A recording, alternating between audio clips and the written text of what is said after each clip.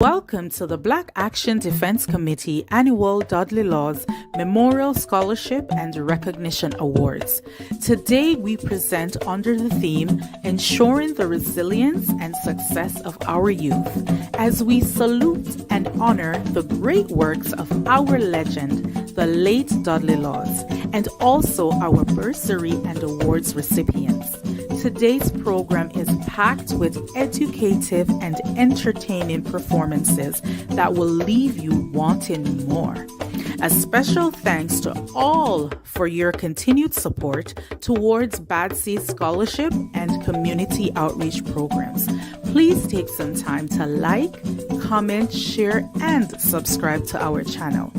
We now open with a call to order presented by the African Drummers Collective.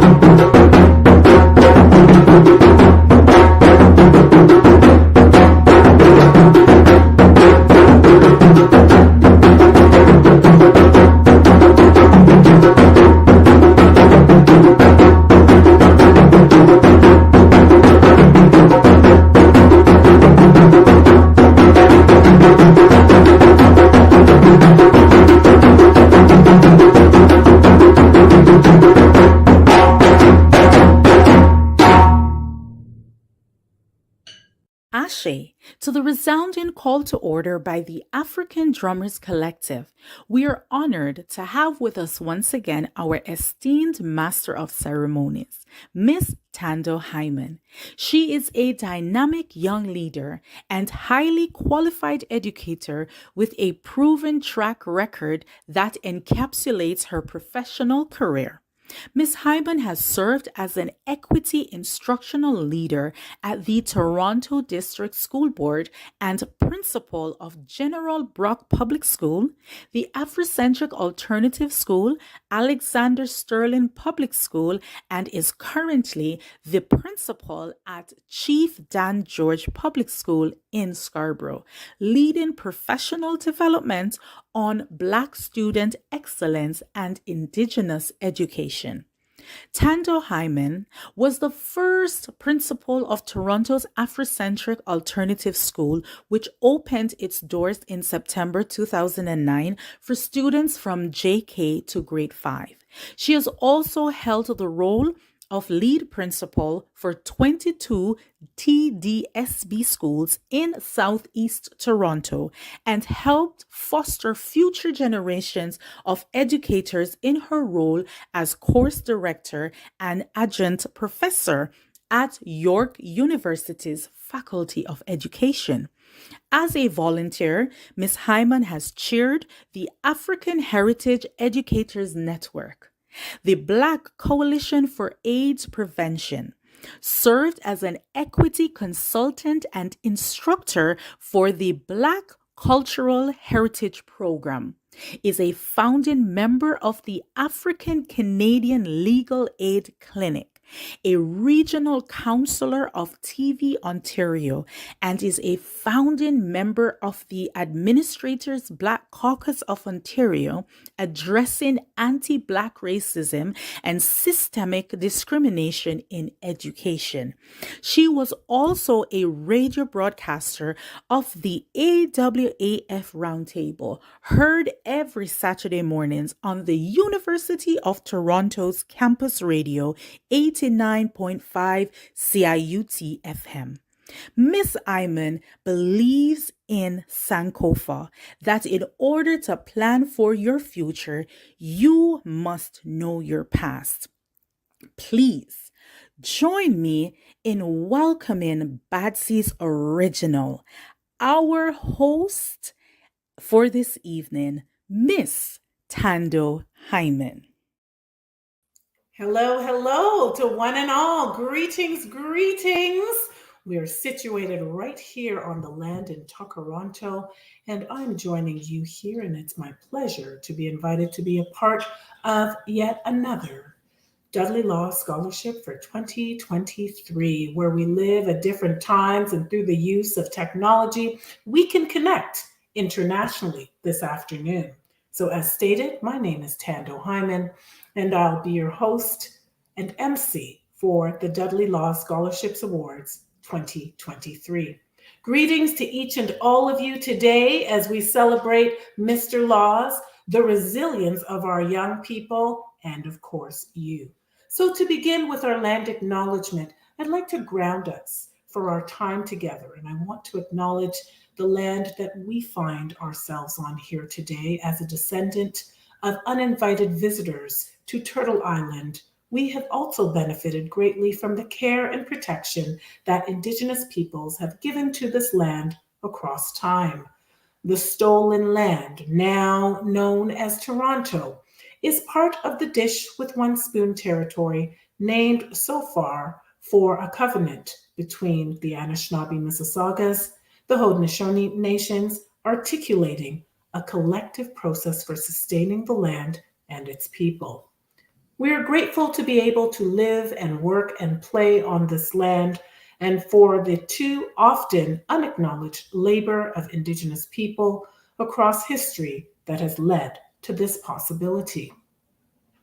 It's also important to acknowledge Canada's history of enslavement, racial segregation, racism, and marginalization as it relates and to our people, to the devastating impact that it's had on people of African descent, the existence of systemic anti-Black racism and inequality in criminal justice, education, housing, healthcare, politics, and other areas can be directly traced to the legacy of enslavement of African people in Canada. Canada has neither recognized nor educated the public adequately about the historical facts related to slavery and the anti-Black racism it has produced. Despite this, Black Canadians have made outstanding contributions to Canada in every field, which is even more remarkable given the legacy of the slave trade. It is necessary to recognize the history of African Canadians in order to build a more just society free from discrimination. And so to that, we say miigwech and ashe. So I'd like to thank President Brother Hewitt Logue, who unfortunately is under the weather today, so please send him your good, positive energy. I want to thank Vice President Valerie Steeles and Media Communications Officer Kingsley Gilliam and Queen Banton for making this event another possible event this year. We're currently in our third year online, and what a wonderful experience it has been. So be sure to grab a comfortable chair, stay hydrated with some water, and enjoy. And no Dudley Law Scholarship event would be possible without our meet and greet. So this is your time now to send us your shout outs to let me know which part of the world you're coming from. Even if you're in the GTA, is it the East? Is it the West? Is it Central? Please send your shout outs and send us your greetings in the chat now, because it's a long time. We now have a nice time. So make sure you do this now. Send me your chats. Where are you coming from? I know we've had international visitors as well as international guests over the last 3 years. So please make sure you send your chats. So I want to see who's in that chat. I am looking. And I want to also send a special shout out to our drummers. And one of those drummers is an award recipient this afternoon. I wonder if you can guess who that is. So welcome to all of our people in Toronto, Tuckeronto. Are you in the house? Can I see those emojis, those fire emojis, as we remember Mr. Dudley Laws of the Black Action Defense Committee? And so, hello, Cherie, Tyrone, and Dazel, and Salome from and in Toronto. Good to see you and hear that you're in the chat with us today. Send us your greetings.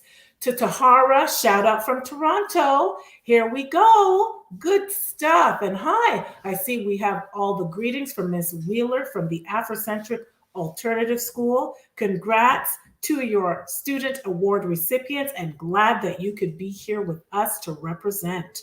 I'm looking for some more shout outs and more greetings. Who's out there? Let's see who's in the chat wishing us well this afternoon. Sending us those greetings. Keep it coming. And without any further ado, I would like to turn the floor over to our dear brother, Lee Miller, who will now give the ancestral acknowledgement.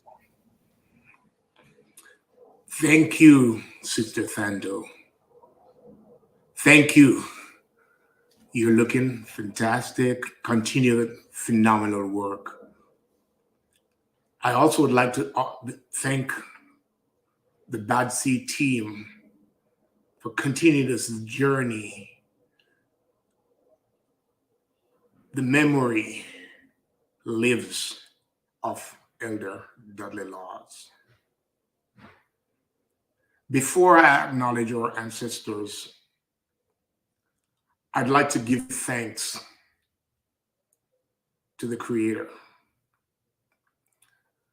I will call the Creator not only in English, but also in Tree, the Akan, the Ashanti language, because we need to instill not only the English language in our words, in our themes. So I'm going to say Creator, God Almighty, Obaje, Nyami, Anansi Kukuruku, Unya Kampong, I give thanks for this day. I give thanks for the people before us. I give thanks for the people beside us. I give thanks for the people behind us. Ubuntu, I am because we are. I give thanks, Creator, for Mother Earth, Asasaya. She is the womb of all of us. She feeds us, she nurtures us. We abuse her, pollute her, but she's still there for us. I give thanks, Asasaya. I give thanks to the elemental spirits. Father, Son, the wind, the sky, for healing us, for warming us, for protecting us. I give thanks. I give thanks to the ancestors, Nana Nsumanfo, for standing on, we stand on your sturdy shoulders. I must say that not everyone, when they die, will become an ancestor, like Dudley Laws, Elder Dudley Laws. An ancestor is like a banana tree.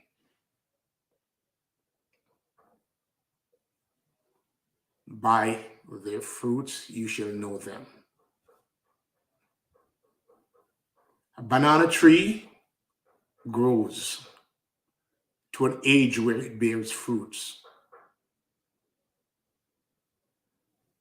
And before it transcends and dies, it bears sprouts. Elder Laws bear fruits before he passed away on transition to the ancestors. We ask, what are your fruits?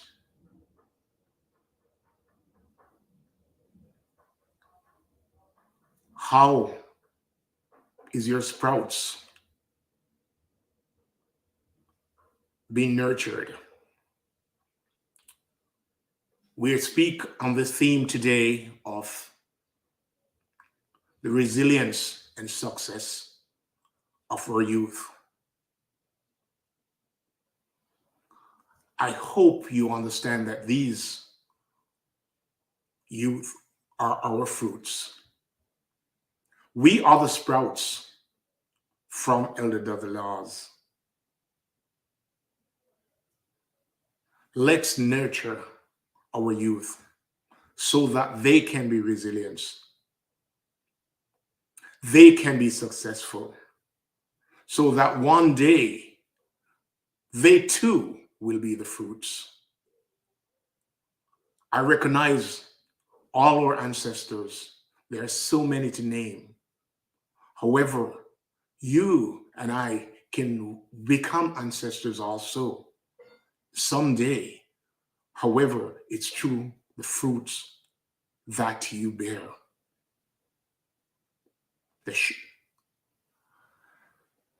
The buds that you grow around you.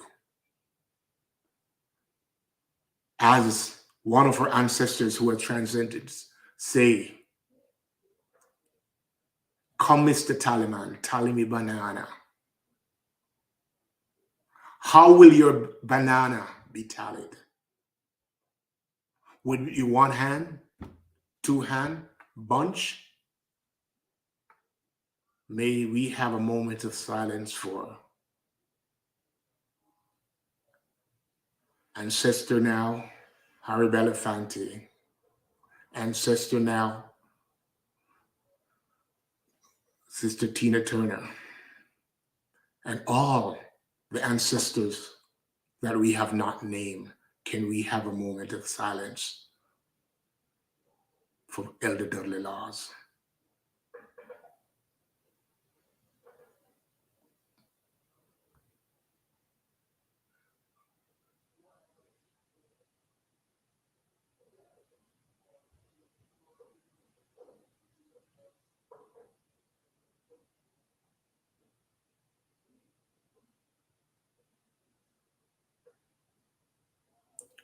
By our fruits,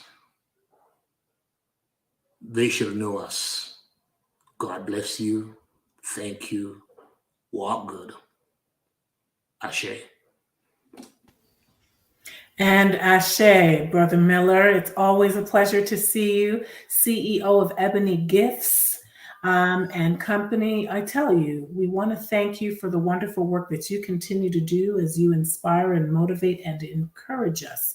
Because I remember when Brother Miller was just starting out, right? And now, when we think about our elders in our community, he is one such representative. And you know what he asked us to do? He asked us to shout out all and remember and recognize all of our ancestors, from Dudley Laws to Tina Turner to Harry Belafonte. Now's your opportunity to all of our brothers and sisters to please put their names in the chat, because to remember is to never forget.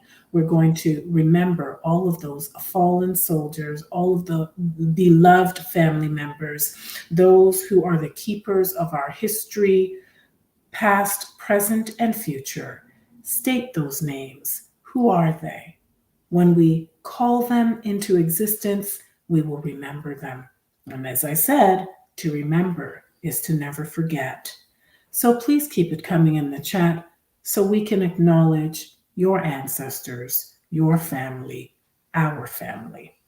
And without any further ado, I would like to call upon Simone Banton, as well as instrumentalist Keturah Gray, who will be singing the Canadian national anthem, followed by the Black national anthem.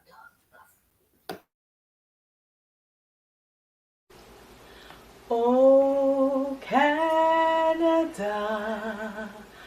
our home and native land, true patriot love in all of us command.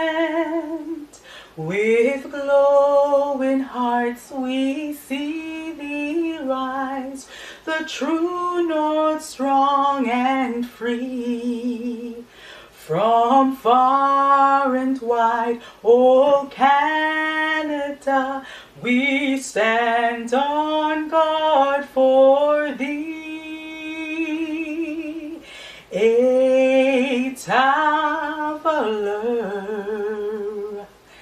to watch from pay, protégera no voyez no toi. Oh Canada, we stand on guard for thee.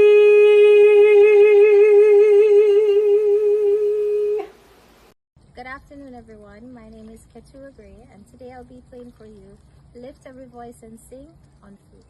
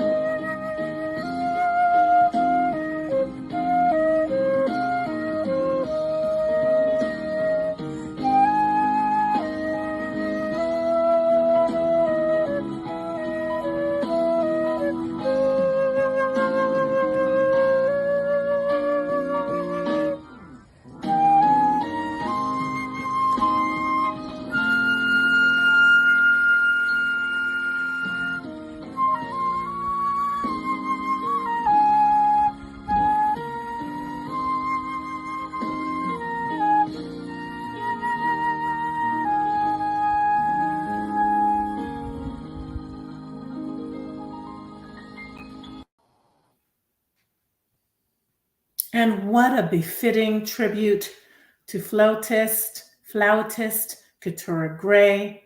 That was a wonderful rendition of the Black National Anthem, and how befitting is it this afternoon to, with the theme of ensuring the resilience and success of our youth, than to have our young people playing that anthem and lifting our spirits. What an outstanding thing. You know, I want to send a few shout outs to people who acknowledged their ancestors and just gave Bad C and the group a shout out. And so to Miss Cherie, a shout out to Reggae Boy, Stella Pascal, David Betty, Michelle Dolly, Maureen, and to Harold Maddox, we want to thank you for joining us. Keep it coming in the chat so we can continue to acknowledge the good work of not just our ancestors, but of you who join us today. Hello, Marjorie from Brampton. And we thank you for everything that you continue to do. And so, you know, the question is, we're going to start with this question first. And that was, who was Dudley Laws? Dudley Laws was an African Canadian civil rights activist and executive director and past president of the Black Action Defense Committee and an agent of change. He is remembered as a key force in the establishment of Ontario's Special Investigations Unit, the SIU, and the Commission on Systemic Racism in the Ontario criminal justice system. Born on May 7th, 1934, in St. Thomas Parish, Jamaica, to parents Ezekiel and Agatha Laws, and was a brother to 6 other siblings. A welder and mechanic by trade, he worked at Standard Engineering Works until he emigrated to the United Kingdom in 1955 and became involved in defending the Caribbean community in England. He influenced the development and launch of the Somerleyton and Geneva Road Association in Brixton, and later joined the Standing Conference of the West Indies and the St. John's Interracial Club. Upon relocating in 1965, where he worked as a welder and taxi driver, he joined 2 seminal organizations, the Universal African Improvement Association, a Garveyite organization, where he later became the president, and the Jamaican Canadian Association. In the 1960s and 70s, the UAIA building, which stood at 55 College Street, became a host to many new immigrants, both from the Caribbean and Africa. It was a meeting place and a learning space where those new to Canada could discuss and plan for the improvement of African people in the diaspora.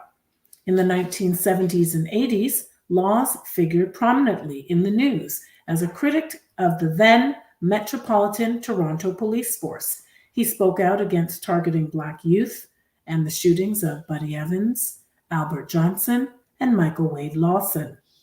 He was also a prominent advocate for immigrants and refugees, and so he worked as an immigration consultant in the 1990s.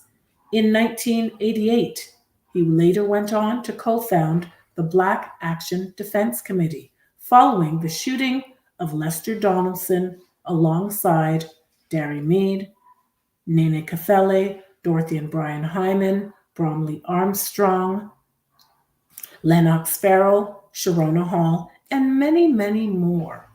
And so so it's very important to ensure that we understand the legacy that the Black Action Defense Committee has had over the years. And so we are going to bring on another young person who is the niece of the president, Hewitt Logue, Jasmine Haldane Smith, who will recite for you the Bad Sea Pledge. Did you know that Bad Sea had a pledge? Did you know? She is going to recite for us that pledge. And when she recites that pledge, I would like for you to interact with me by telling me and sharing with us online some of those very significant words. Put them in the chat across the screen. And so thank you very much, Jasmine. How are you doing today, Jasmine? I'm good. How are you? I'm very well, thank you. I'm glad that you're representing your grand uncle today. I said niece, but I should be saying grand niece. Yeah. Wonderful. Over to you. Please share with us the Bad Food Pledge. Okay. Good afternoon. I'm Jasmine Howding Smith. I am a grade 7 student in Bristol Road Middle School. I am enrolled in the French Immersion Program, and I am also a part of my school's Black Student Alliance. I will now read the pledge. I commit my body, mind, and spirit to the protection, defense, and security of the red, black, and green. I dedicated my life to the redemption of Mother Africa and the liberation of her scattered Black children. I accept for myself and my descendants the teachings of universal African nationalism, and I will promise that our children will be instilled with the purpose and knowledge of themselves as African people in order that the cause of our struggle will never falter nor fall until Black people are free and united through one God, one aim, and one destiny. Thank you. Much, Jasmine. That was short, succinct, to the point, and was very much a mission. So if you listen to those words and you have any significant words that you would like to share with us on the screen, please make sure you do so. And without any further ado, I'm going to call upon the Vice President of the Black Action Defense Committee, none other than Sister Valerie Steele. Thank you, Madam MC. Doing a wonderful job as usual. Thank you for spending this afternoon with us. My name is Valerie Steele, and I am the Vice President of the Black Action Defense Committee. Today, I am welcoming you and bringing you greetings on behalf of our President, Mr. Hewitt Loeb, who is not feeling very well today, and his voice is a challenge. Anyhow, welcome, Madam MC. Thank you very, very much for pinch hitting for us again today in the best way possible. We deeply appreciate you. Thank you to Simone and her team for bringing this together. And thank you for all of the people online who have taken the time to come and spend it with us this afternoon. The Black Action Defense Committee continues to serve our community in the best way possible. In the words of Dudley laws, whatever you do, do not allow bad seed to die. And we have taken that to heart, and we have been working diligently to ensure that that does not happen. The Black Action Defense Committee takes the risks on behalf of the community or for the community because it is the right thing to do.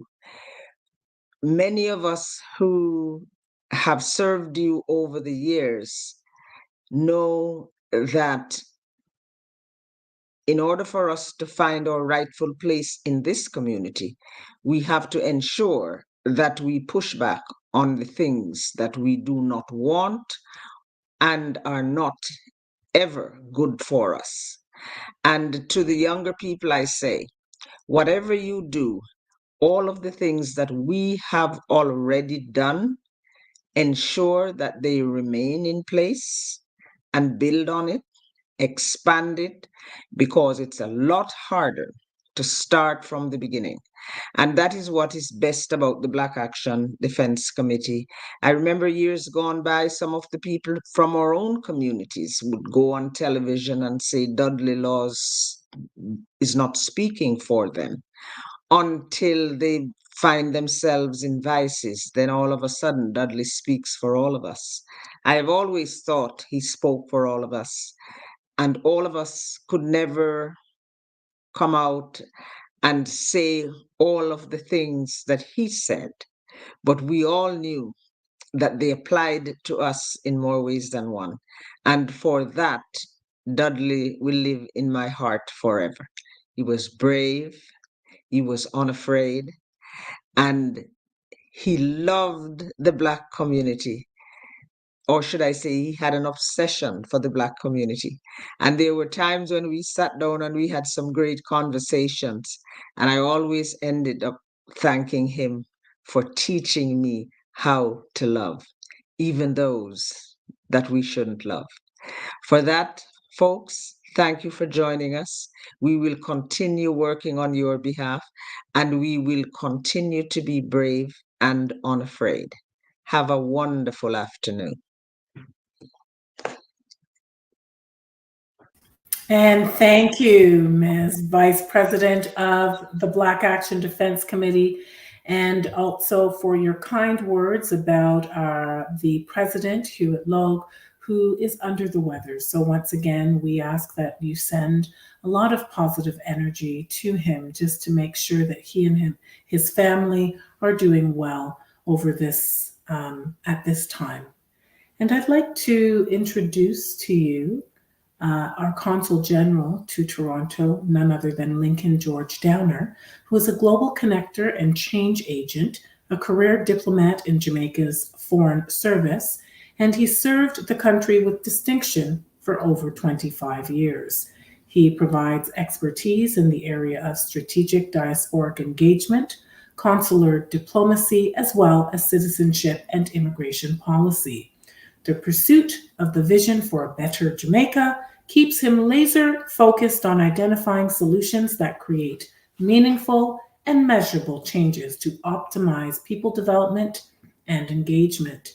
He's recently served as the Director for Diaspora Affairs in the Department of the Ministry of Foreign Affairs and Foreign Trade. He is firmly committed to the integration of the Jamaican diaspora and local communities for their mutual benefit and collective advancement. And now we call upon our Consul General. I am Lincoln Downer, Consul General of Jamaica at Toronto. I bring warm greetings on behalf of the government and the people of our beloved Jamaica.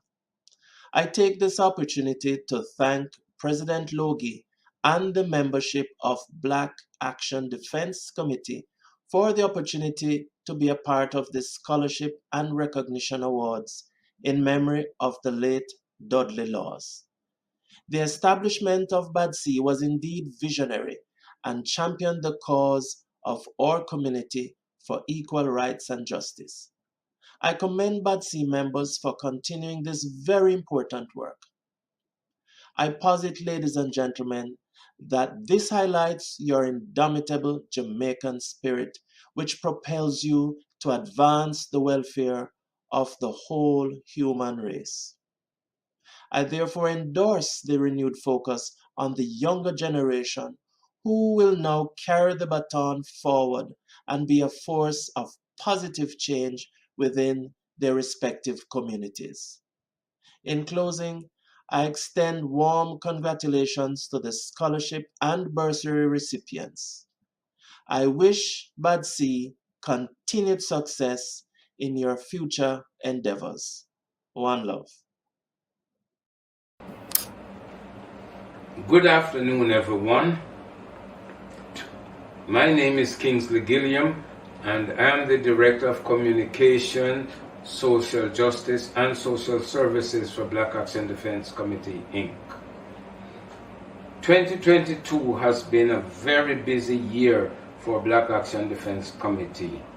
We have received numerous calls for assistance from members of our community to deal with such issues as racism in residential complexes, racism in the workplace, racism affecting children at school, racism in police services, racism in mental health and human rights, and immigration issues, including letters of support for individuals facing removal from Canada and for humanitarian consideration by Immigration Canada.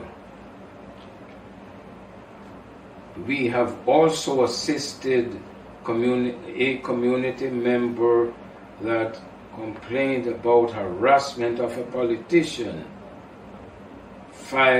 who frivolously complained with individuals' employers, causing loss of employment.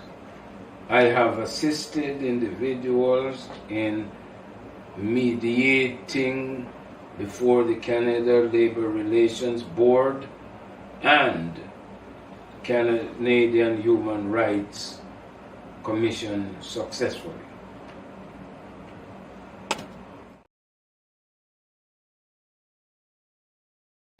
It may seem that our actions in the past have not borne fruit, but not so.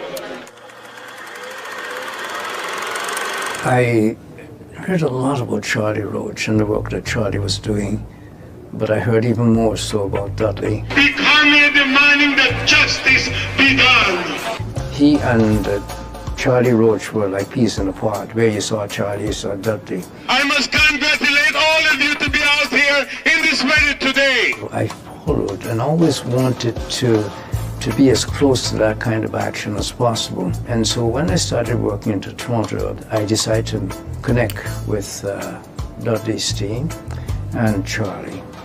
And they wanted to be able to bring some strength and capacity to black men. But I must encourage all of you to take the leadership. I felt the sense of empowerment. These were the activists. These were the people that were challenging the Canadian system of racism. Racism is evident in all aspects of our society.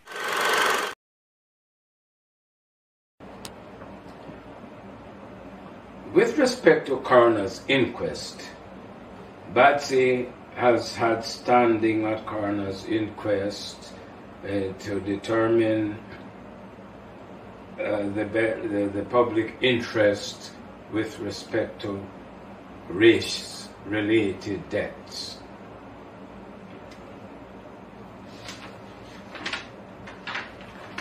We have applied for standing and at several inquests involving the killing of black individuals, one of whom was killed by Thunder Bay police. Batsy is given standing to represent the public interest when race is a factor in the case. We sought and obtained standing in the death of Sami Yatin, who was shot dead on a streetcar by a Toronto police officer for Silo. But we were denied standing on that. That took a different turn in that Constable Forcillo made a motion to expand the mandate of the inquest to include considering suicide by cops as one of the possible outcomes of the inquest. As a result, special hearings was held into that motion, and it was denied by the coroner. Batsy had standing at the Mark Inkemba inquest in Mississauga. Mark Inkemba and his mother lived in a townhouse complex in Mississauga. Both were suffering from mental disorders and appear to have been delusional and had several run-ins with people within the complex. The police were called and an encounter ensued, and Mark and Kemba were shot dead. I was instructing client on the case, instructing the lawyers that represented Batsy, and also I was a witness to give evidence in that case. I told the coroner's jury about the inadequate preparation of police to handle crisis services, pointing out that the police had a total of 12 weeks training at police college in which they cover all aspects of policing activity, and therefore were not equipped to be expert in any one aspect of it. And at least very little effort was placed in that training on dealing with people in crisis. So I pointed out that they were the least qualified of all people in our society that are professionally engaged to deal with clients. I pointed out that the minimum qualification used by a social service agency to hire someone that would have contact with clients is a 2-year diploma in social services or the related aspect of the program. And that is the minimum criteria.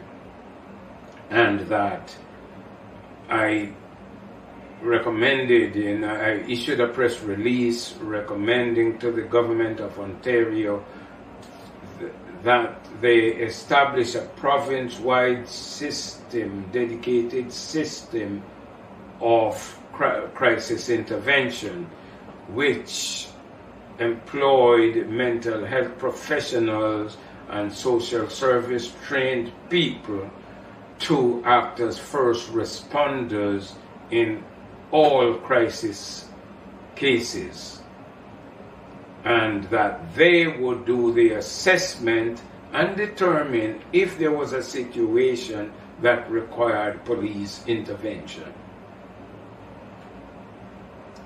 I pointed out to the jury that as a mental health professional for over 6 decades, I have not seen a single case in which a person in crisis got seriously injured or killed by a mental health professional who intervened in the situation, and that there was no evidence in the literature to support that kind of situation.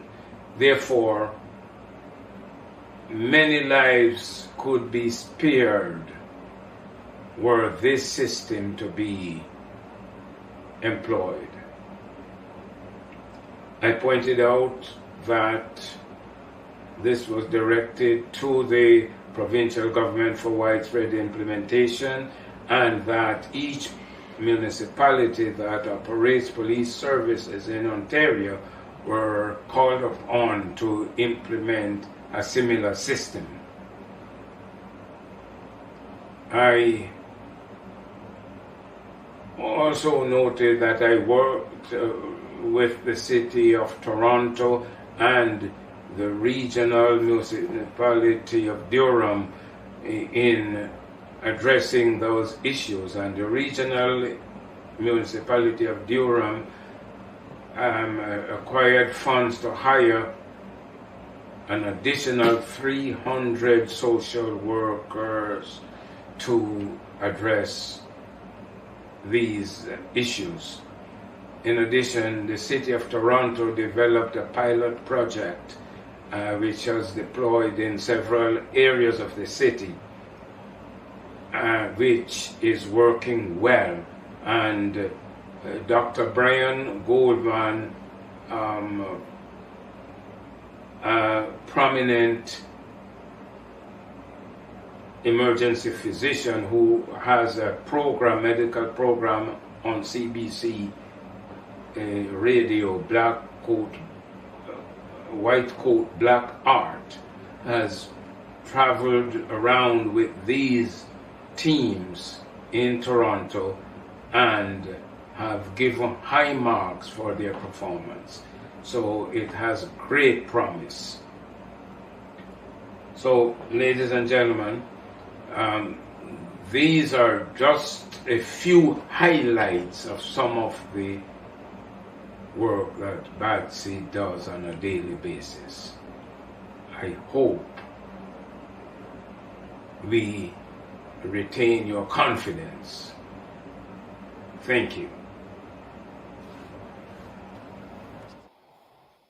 And so we'd like to thank Brother Kingsley Gilliam for giving us an update of the current work that the Black Action Defense Committee is currently doing. And I know that you continue to retain the community's confidence because they are here with us, still working with our young people and remembering the legacy of Mr. Dudley Laws, as well as the Black Action Defense Committee and its work currently today. So we thank you for bringing us both an update and greetings from the Black Action Defense Committee.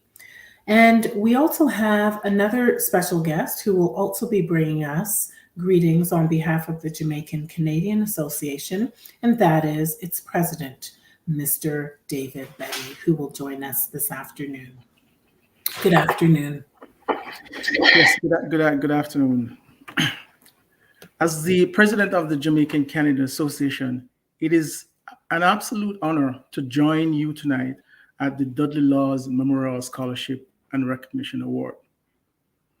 This event holds a special place in our hearts as we pay tribute to the remarkable legacy of a true champion for social justice and equality, Dudley Laws. As we gather to celebrate the accomplishments and contribution of individuals who embody the spirit of Dudley Laws' lifelong commitment to advocacy and empowerment, through their outstanding achievement, these individuals have made a profound impact on our community, inspiring us all to strive for excellence. The Jamaican Canadian Association is proud to support education through the Dudley Laws Memorial Scholarship. Education has always been a key pillar in shaping the future leaders of tomorrow. By investing in the education of talented young individuals, we're investing in the growth and prosperity of our community. We firmly believe that everyone deserves equal opportunity to succeed, regardless of their background or circumstances.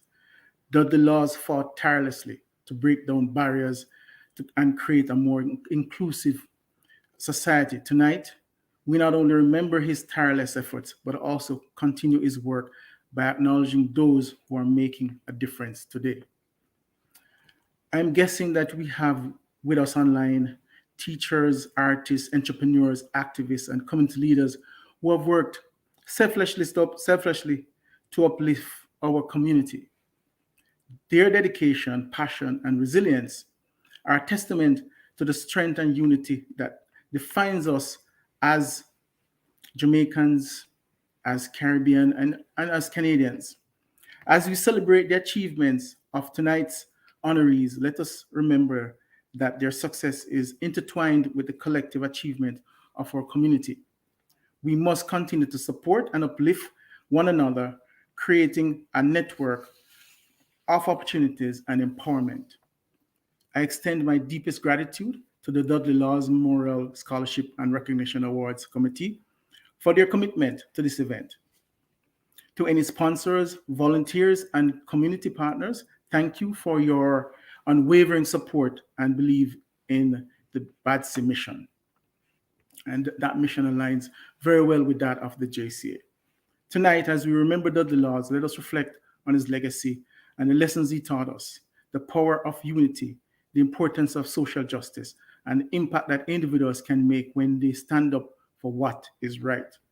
Together, let us forge ahead, working hand in hand to create a future where the dreams of every individual can be realized and where the spirit of Dudley Laws lives on in our hearts. Thank you and enjoy the rest of the evening.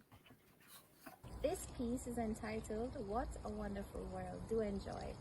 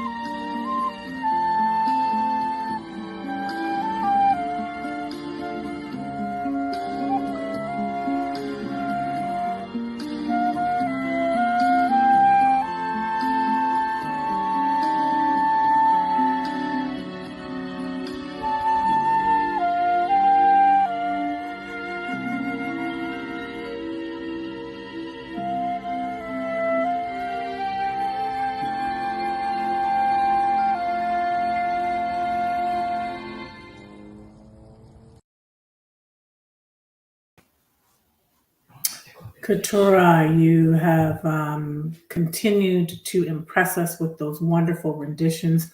Did you know that What a Wonderful World was one of Dudley Law's favorite songs? So to hear it immemorialized by you is certainly a wonderful treat for us all. Please give a clap for our young sister, Katura Gray, in the chat. She is doing a fabulous and very fine job. We really appreciate all that she has done to enhance our program of not just edutainment, but entertainment. So I want to continue talking about the legacy of the Black Action Defense Committee and talking more specifically about the work of Dudley Laws. So I last left off by saying that in the 1970s and 80s, Mr. Laws figured prominently in the news as a critic of the then Metropolitan Toronto Police Force.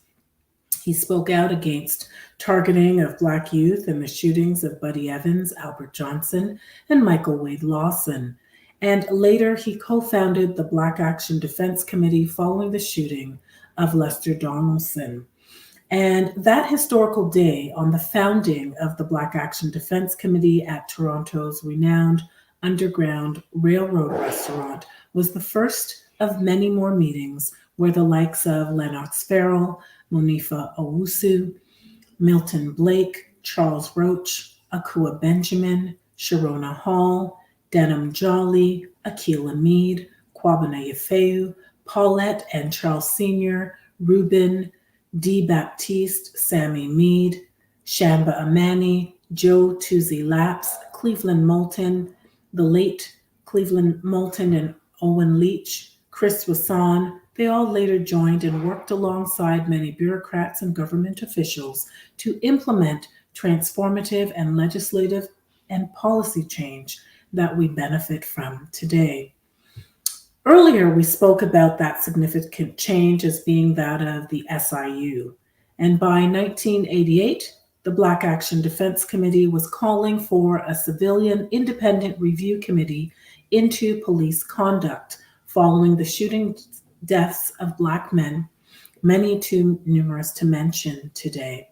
And what resulted was the formation of the Special Investigations Unit. The SIU is mandated to investigate occurrences across Ontario involving all municipal, regional, and provincial police officers. Today, the SIU now has its own governing legislation called the Special Investigations Unit Act, which came into force on December 1st, 2020. The new legislation will serve to strengthen civilian oversight of law enforcement and will result in greater transparency. Thanks to the Black Action Defense Committee, the SIU is the first of its kind in Canada, and in Ontario, it remains one of the few places worldwide that has an independent civilian agency with the power to both investigate and charge officials with a criminal offense. According to the current director of the SIU, Joseph Martino, the SIU was born in 1990 out of a crisis of public confidence in a system in which the police policed themselves. The SIU remains today at the forefront of civilian oversight of the police in Canada and around the world, amid an international movement toward greater civilian accountability of police. This is truly an accomplishment to take pride in, quote, unquote. And so, again, we celebrate the work of Dudley Laws for ensuring that this SIU came into fruition. And, as we continue the work of today, we know that our young people and those who continue to support the Black Action Defense Committee's scholarship work tirelessly to really ensure that our young people are resilient and successful. If there's nothing else that we've learned today, we have learned about the resilience of Mr. Dudley Laws. He faced many challenges, As Kingsley Gilliam put it, one of his quotes was, we must encourage all of you to take on some leadership. And there's a lot of leadership that we can take on. And one of the people who's been taking on a lot of leadership is none other than our keynote speaker today, Chris Campbell, who is the Director of Equity, Diversity, and Inclusion of the Carpenters Regional Council. He continually is a tireless activist in ensuring representation in all spheres of society, including that of our trade workers. So, today I present to you and invite our guest speaker to address us. Good afternoon, Mr. Chris Campbell. Good afternoon. Good afternoon. Good to see you, Ms. Tando Hyman. How are you? You're doing an excellent job, and I love that. Thank you for the opportunity to be the keynote speaker for today. I want to acknowledge a few people before I go forward, and that is folks like Hugh Logue, Valerie Steels, Kingsley Gilliam, Queen Banton, who kept in touch with me. The guests, the awardees, Winston LaRose, Kobina Yefu, Sonia Ellison Siguen, Anthony C. Joseph, scholarship recipient. I have here Tremoy Guthrie. The performers, you did a wonderful job today. The distinguished guests, you had the JCA president, and everyone that's online today supporting the scholarship awards and giving the hosts and everyone here a big up. So thank you for that. Now, I want to talk to you about ensuring the resilience and success of our youths. Now, this is from the perspective, the lens of a construction industry representative. Look, 3 points I'm going to look at. My journey in Canada, mentorship of our youths, incarceration of Black youths. Now let's start. My journey in Canada. It started 36 years ago. For me, I just wanted to be an engineer, a tradesperson as a teenager. And that was my biggest aspiration, right? Now, at 18 years old, I can remember one of my fear was to be charged by the police in Toronto and get deported back to Jamaica by the immigrations in chattel. You know, for me, not achieving my Canadian dream was not an option. It was more like, when would it start happening? So I arrived in Canada. I slept on the floor of a relative apartment for a few months until I was able to rent a room at Dundas and Annette. That was one of the biggest mistakes I made back then, because at nights, the train just kept coming all night long. Even if it was just for an hour, it felt like all night long. But in retrospect, that was a small price to pay for what happened after. At the beginning, I worked as a custodian, a dishwasher, a factory hand at a plant in South Etobicoke. Just like everyone, I had to work to provide the basic needs: a roof over my head, clothes on my back, and food on the table. So after about 2 years, I joined the Carpenters Union in 1989 as a first-year apprentice. Back then, I was making about $8 an hour.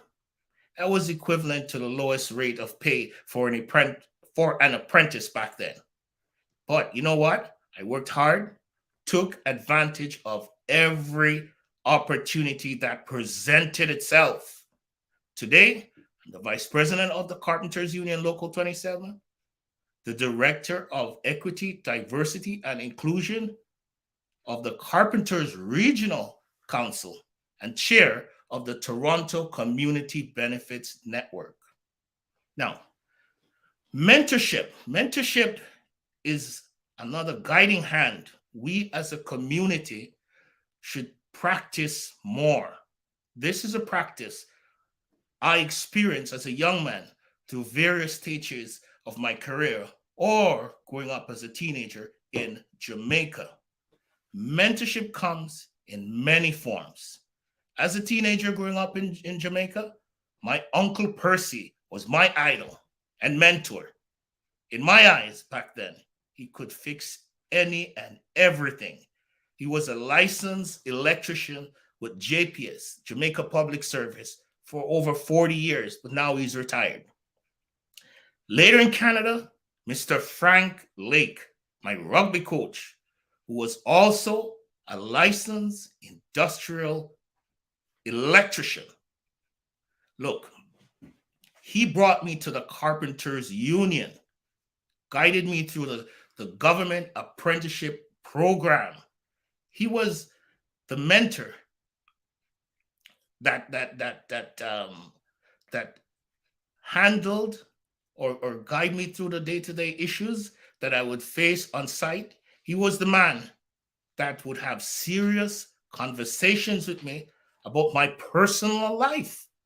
He would ask me simple questions like, in the event something unfortunate occur, can or would the friends you hang out with be able to intervene to assist you? Talks like this, coming from a mentor who you respect, was very impactful and profound for me. He influenced my decision on the friends I kept, the places I hang out, and the philosophy to never stay stagnant. Always think about growing, think about your growth. He also emphasized to me the difference between choosing a career that you love, that will pay the bills, as opposed to a career that you love, but will not be able to pay the bills at the end of the month. These life lessons became critical to me as a young man, especially when I started to have a family. Your mentors may not be the same as mine. I see mentors as not necessarily celebrities, political representative, and sports icon.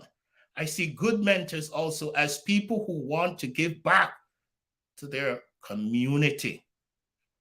They want to see the next generation be more resilient and successful.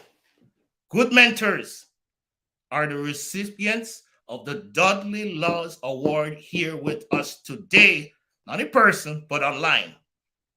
Take the time out where possible to mentor one of our youths. Look at giving back as a cultural succession planning action. Volunteer your time with youths from our community. They need us. Offer your time to organizations like BATSI, the Toronto Community Benefits, the JCA, and others. Just get in there and do it. Pay your blessings forward, not just to your families and close friends, but to your local community. Another point I want to touch on is I was asked to visit a juvenile detention facility in the GTA a few years ago. We were part of a career fair information session. We set up our display tables and waited for the youths to enter the gymnasium to speak to us. While conversing about possible future career opportunity in the construction trade, I became more familiar with the youths. I learned firsthand at that point about the struggles our Black youths face within the judicial system. Look, I am a father of 5 young adult children. My children have been fortunate enough to not have had any major encounter with law enforcement, as far as I know.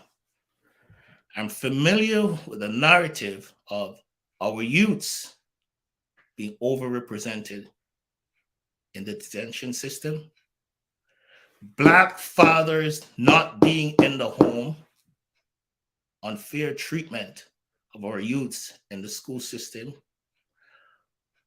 our youths facing racism and discrimination on the job, over policing and carding of our youths. I'm also familiar with the traumas and mental health issues our youth struggle with. However, it was different for me being at the facility because I saw my kids in those youths' eyes.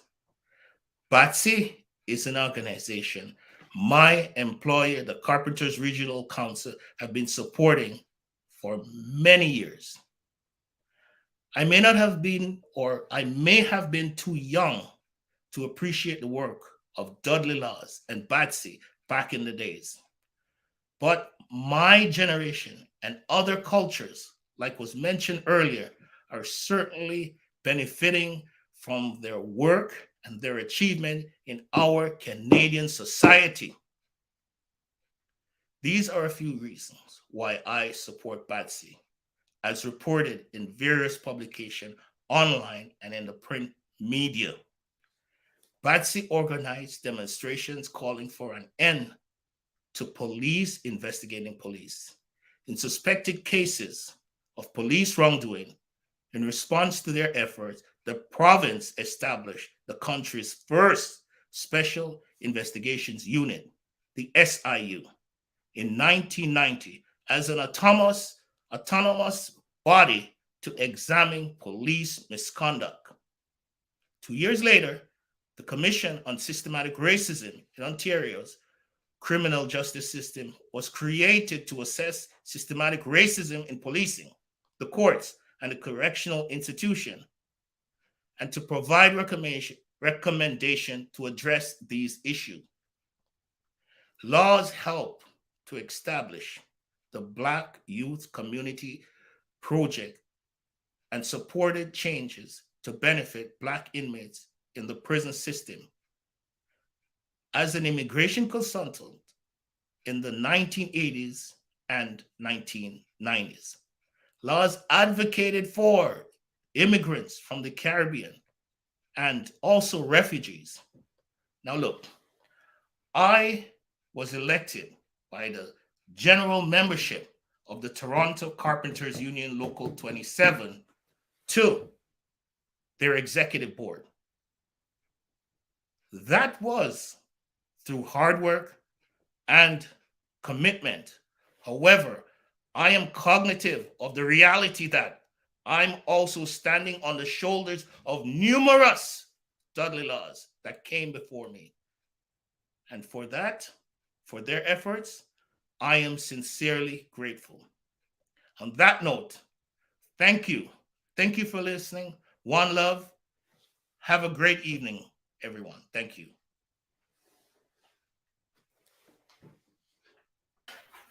Let's give a warm round of applause and emojis in the chat for Chris Campbell's wonderful keynote speak. Can I see those fire emojis? Can I see those congratulations, thumbs up, signs in the chat? Wait, I saw that there was a lot of people responding to your speech, Brother Chris Campbell, but I don't see them now. So I know that they were there while you were reading, and so they echo many of the sentiments. You know, they say resilience is the capacity to withstand or recover from difficulties and challenges, a very befitting theme that you addressed in your keynote presentation.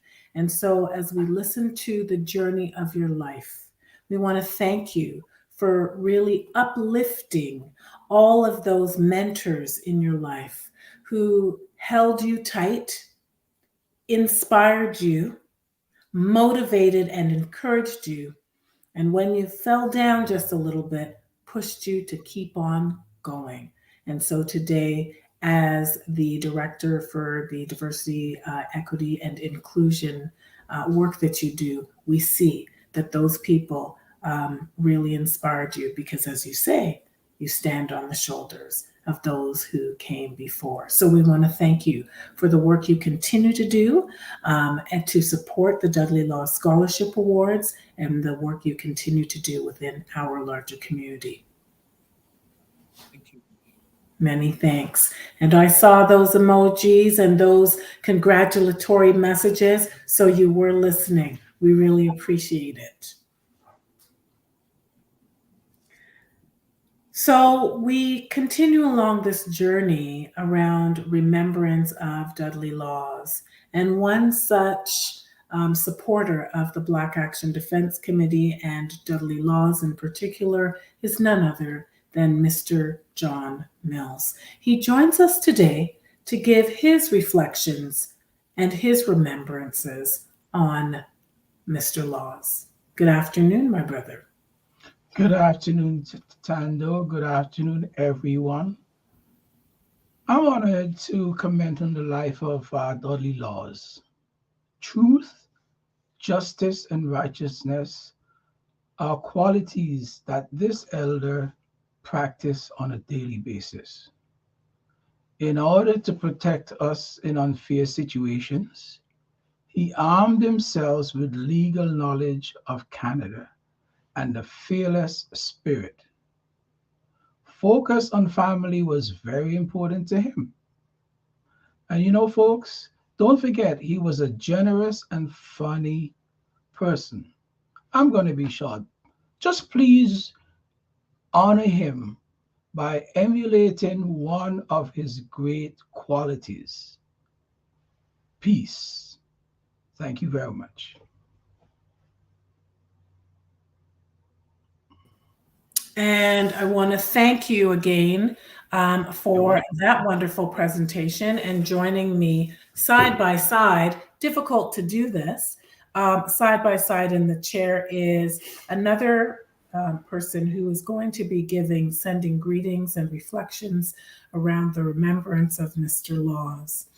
Sister Namvuyo Hyman is a founding member of the Black Action Defense Committee, as well as a past president of BADC. Over to you. Thank you, thank you, thank you. Good afternoon, everyone, sisters and brothers, friends. As a founding member of BADC, it is indeed an honor to be with you this afternoon in memory and in recognition of Brother Dudley Laws.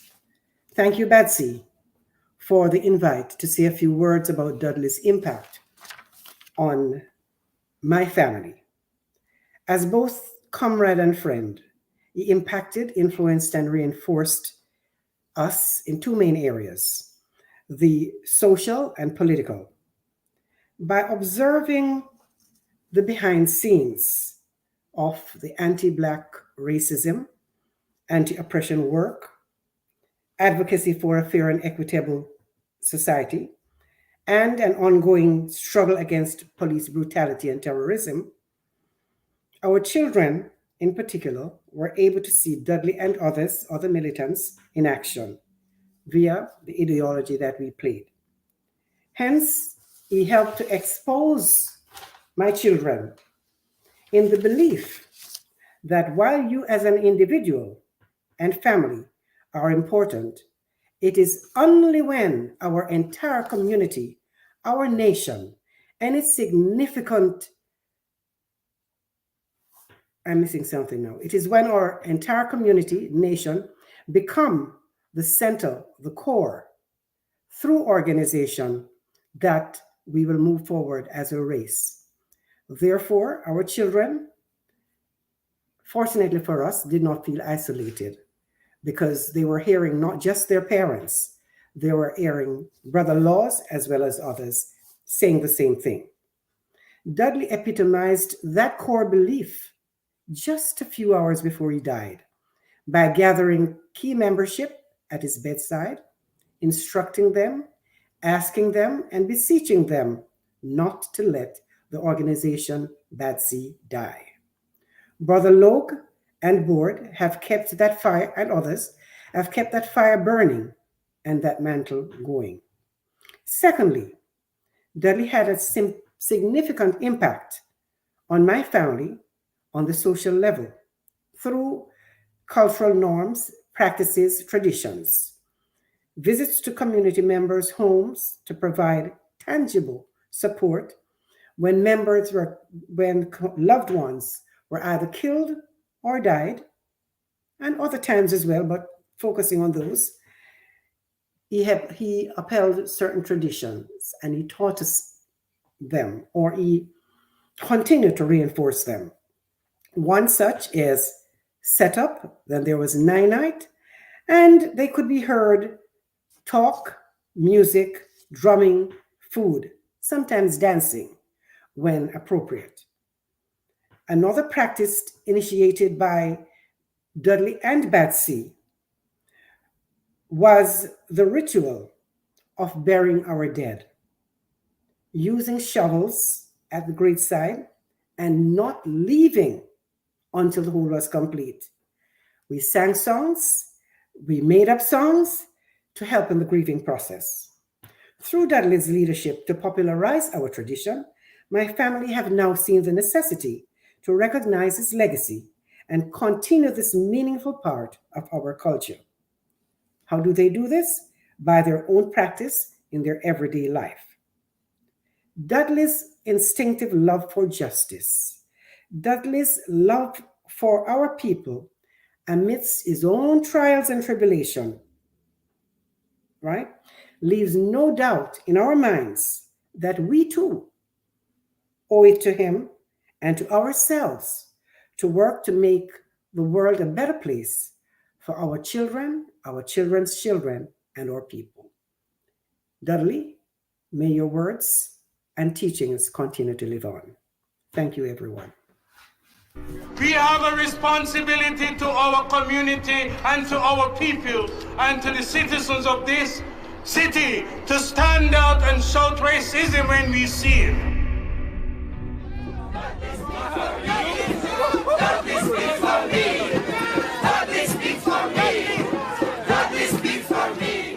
People who stand up in the face of adversity and who speak out when no one else is speaking out. He was the voice for the voiceless. Dudley Laws. He had a very commanding and compelling presence. He would not just speak with vigor, but he would speak from that emotive standpoint where people could really understand, feel what he was saying. One cannot be totally satisfied until you see changes on the streets, changes within the courts, changes in institutions. And he was able to speak with urgency, he was able to speak with clarity about what should be done.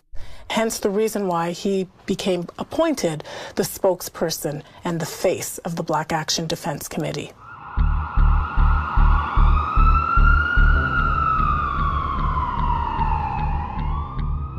The organization was initially founded in August of 1988, following the spate of killings after the shooting death of Lester Donaldson by police officers. There were conversations around what needs to be done throughout Toronto and address what was seen as police violence against members of the Black community.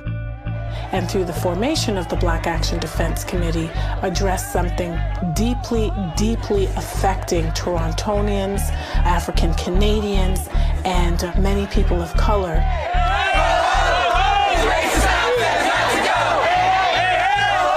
But we have come a long way.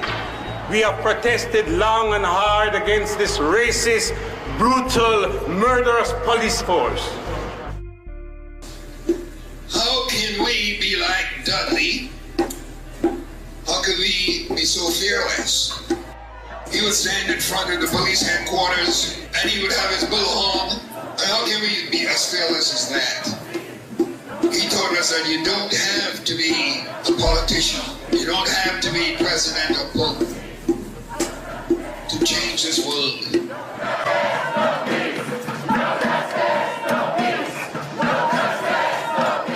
We have a responsibility to our community and to our people and to the citizens of this city to stand out and shout racism when we see it.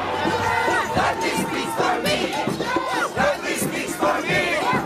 The Dudley Law Speaks for Me campaign started because he dared to speak out against the police killings on behalf of members of the community. And so as such, the price that he paid was to be fined, to be arrested, to be maligned, to be defamed in both the media and within the Black community. My job working with him was really to keep him out of jail. 5 times he went to jail. Now, was he a criminal? No.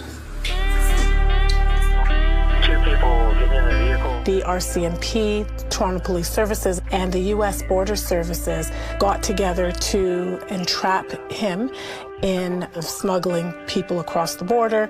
That was not the case. This also was in tandem with the Toronto Police Association, who launched a lawsuit against him in 1991 when he said that the Toronto Police were the most brutal, racist, brutal, murderous police force in North America. And so out of that came an outpouring from the Black community initially and the larger community thereafter, saying Dudley Law speaks for me because he has a right to freedom of speech. He has a right to voice his opinion, whether one likes it or not. I would like to thank my community and the people who support me through this ordeal. As far as the allegations are concerned, it will come out in court and people will see that the charges that have been laid against me are false. He was later exonerated from all charges.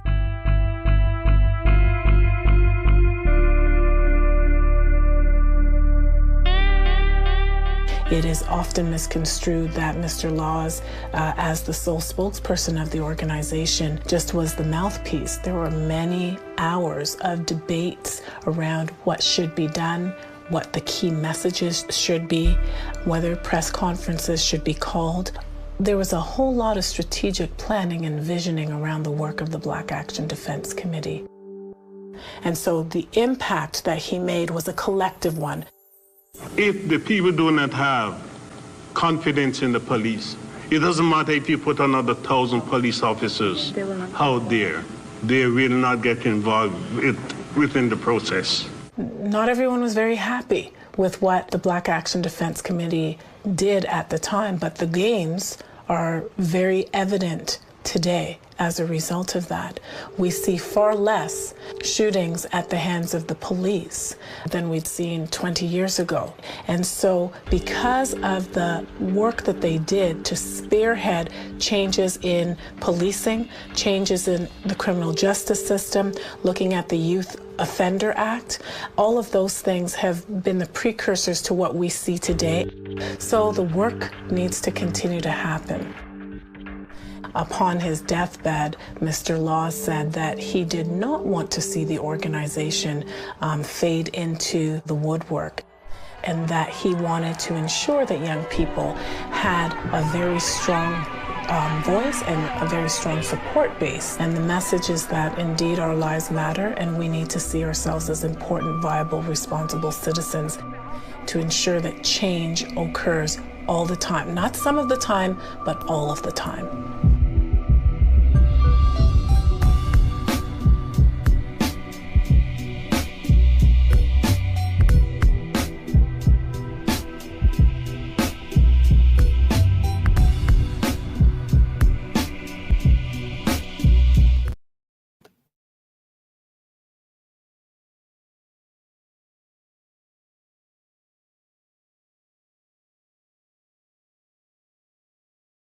Thank you for that wonderful piece where we were able to capture the legacy and life and times of Mr. Laws on his journey as the leader of the Black Action Defense Committee. And we want to thank Sister Akua Benjamin, a member of the Black Action Defense Committee, who also commissioned this work.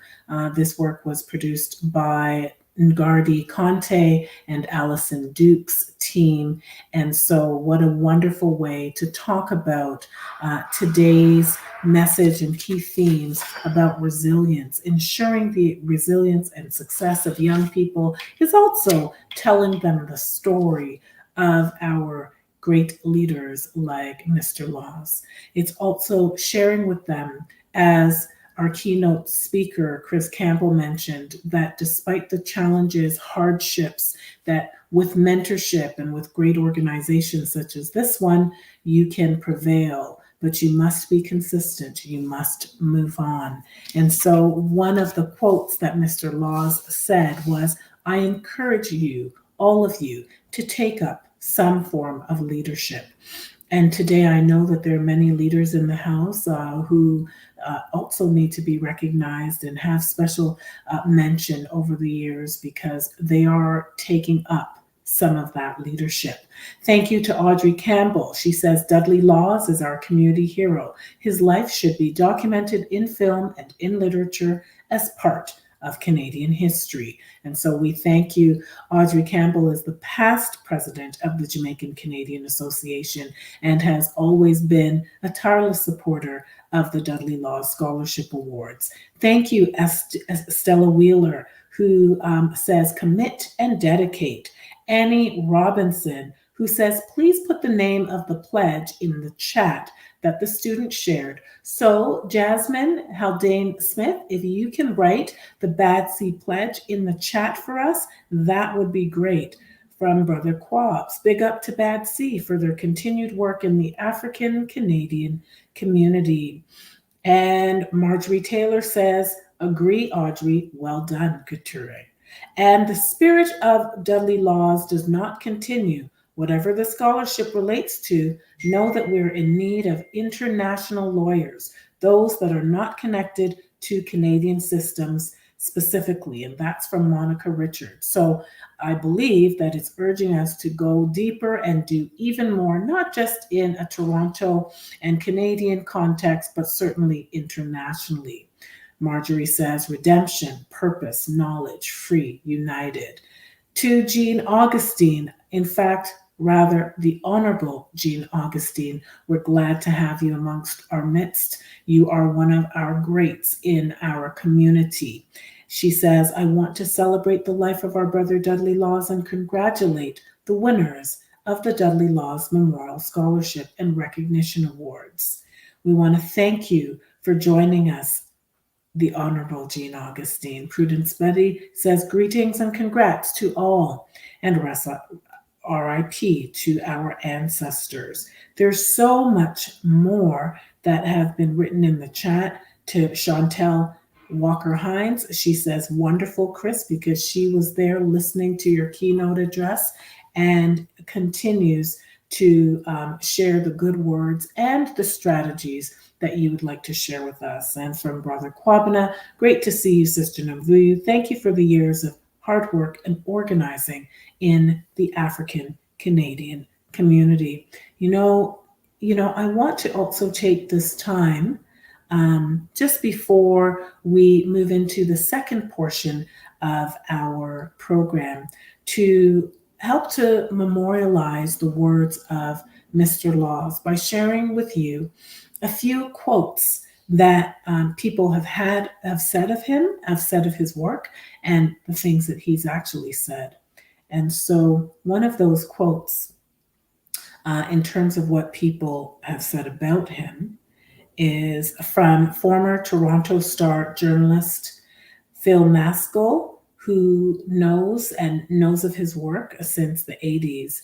And Phil Maskell says, "He did many things that we could not because he was untiring and had an admirable spirit. There are those of us who chose not to be activists because we have families to raise and do other mundane things. Dudley Laws took all the risks for all of us. He fought City Hall and he didn't care if he won. He made sure they knew there was a fight." And that was by former Toronto Star reporter Philip Maskell. In 2016, the former mayor, John Tory, had this to say about Mr. Dudley Laws. "When I first encountered Dudley Laws many, many years ago, I stepped back a little bit in the face of his advocacy. But I came to know him. I came to respect him. I came to work with him. And we came, all of us together, to make a lot of progress, thanks to his advocacy." From Councillor Michael Thompson, Vice Chair of the Toronto Police Services Board.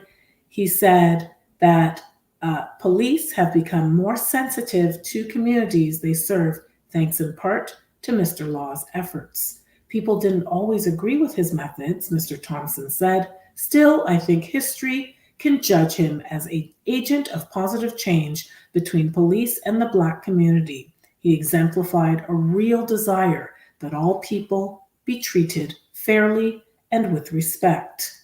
From our dear president of the Black Action Defense Committee, Mr. Hewitt Logue, he said, he was like my brother, my father. He was a mentor to me.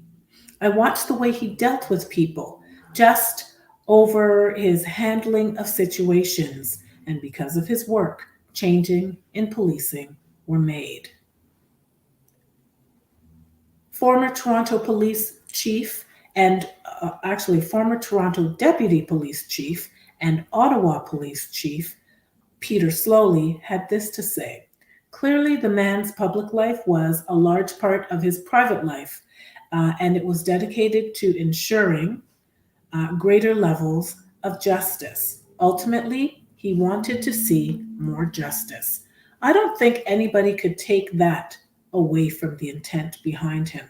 There were times, of course, when we disagreed, but in terms of the overall arch of his life and the arch of where we would like to go as a service, as a police service, there was more alignment than there was less. Peter Slowly later went on to credit Dudley Laws' activism for creating opportunities for people like him to even become deputy police chiefs and current police chiefs of police. So we want to thank you for those great words. And I'm going to pass the microphone on because I do believe we have another presentation in our midst today. And let's just see who it is. Right now, we are going to be joined with none other than I think we're going to be joined with none other than the principal of the Afrocentric Alternative School, Hugh Reynolds, and one of the student award recipients, as well as the vice president of the Black Action Defense Committee. They will be joining us shortly to give remarks and greetings. Good afternoon, Mr. Reynolds. Unmute your microphone, please. Sorry about that. Good afternoon, Simon. Good afternoon. How are you doing? I'm good. How are you doing? I'm well, thank you. It's always a treat to see these young people striving, thriving, and excelling for change and success. Wonderful. Thank you so much. Thank you. So I'd like to say good evening to everyone. On behalf of the Afrocentric Alternative School community, we extend our heartfelt greetings and sincere appreciation for your exceptional advocacy in the Black community. Your unwavering commitment to advancing the rights and empowering individuals of African descent has left an indelible mark on our hearts and minds. At Afrocentric Alternative School, we recognize the immense importance of uplifting our scholars and cultivating a positive environment that celebrates their African heritage and fosters their intellectual growth. Your tireless efforts in fighting for justice, equity, and representation resonate deeply with our shared values and educational mission. Your organization's dedication to championing the rights of Black and marginalized individuals and addressing systemic inequalities has been a source of inspiration for our scholars, staff, and families. Through your advocacy work, you have paved the way for positive change and opened doors of opportunity for countless individuals, encouraging them to embrace their heritage and stand tall in face of adversity. We applaud the BADC consistent efforts to dismantle racial barriers, raise awareness about social injustices, and promote community empowerment. Your initiatives, campaigns, and community outreach have empowered individuals and sparked important conversations that challenge the status quo. You have provided us a voice to the voiceless and created spaces where Black excellence can thrive. As a school committed to an Afrocentric curriculum, we understand the importance of acknowledging and celebrating the rich history, culture, and contributions of people of African descent. Your advocacy aligns perfectly with our vision, and we're incredibly grateful for your partnership in making a lasting impact on the lives of our scholars. We would like to express our deepest gratitude for your ongoing support and dedication to empowering the Black community. The strides you have made, the challenges you have overcome, and the victories you have achieved are all testament to your unwavering resolve and resilience. As we continue to work together towards a more equitable and inclusive society, Afrocentric Alternative School is honored to stand alongside the BADC, united in our collective pursuit of justice, equality, and the betterment of our community. Congratulations to all the recipients who will be receiving their awards this evening, especially to Tremoy Guthrie, who is a grade 8 scholar at our school. We would also like to join you in celebrating the life and work of stalwart and social justice advocate, Mr. Dudley Laws, and also the excellent work BADC continues to do in our community. Before I conclude, in the spirit of student voice, I'd like to highlight a few quotes from our grade 7-8 class, and I know Ms. Wheeler, our teacher, is online this evening, highlighting the impact of BADC on the students of the Afrocentric Alternative School. And I'll read, the first one is from Sage, and she says, the Black Action Defense Committee and Dudley Laws Foundation essay competitions had an impact on our school because they provided students with an opportunity to learn about Black scientists and inventors in Canada and their contributions to society. Through this competition, we as students have this chance to learn more about the challenges and accomplishments of Black people throughout history and how they have shaped the world we live in today. Additionally, it has inspired and given students the confidence to use writing to demonstrate their Black excellence. Another one is from Anaya, who says, the essay competition has brought me closer to others and inspired me to learn more about the Black community, Black scientists, and Black history. I feel like the contest has motivated others to become more involved in the history of Black people and their culture. The contribution of the Black Action Defense Committee and Dudley Laws Foundation affords us the chance to learn more about the difficulties and successes of Black people over the years, and additionally, how they have influenced the cultural environment we inhabit today. I have two more to go. Next one is from Zaira. I believe that the BADC and the Dudley Laws Foundation have had a bigger impact outside of our school. This organization has inspired, motivated, and taught the value of community to the younger generation. It taught the students at the Afrocentric Alternative School that there are organizations out there that can defend and support us. Supporting organizations committed to ending racism and advancing social justice is important.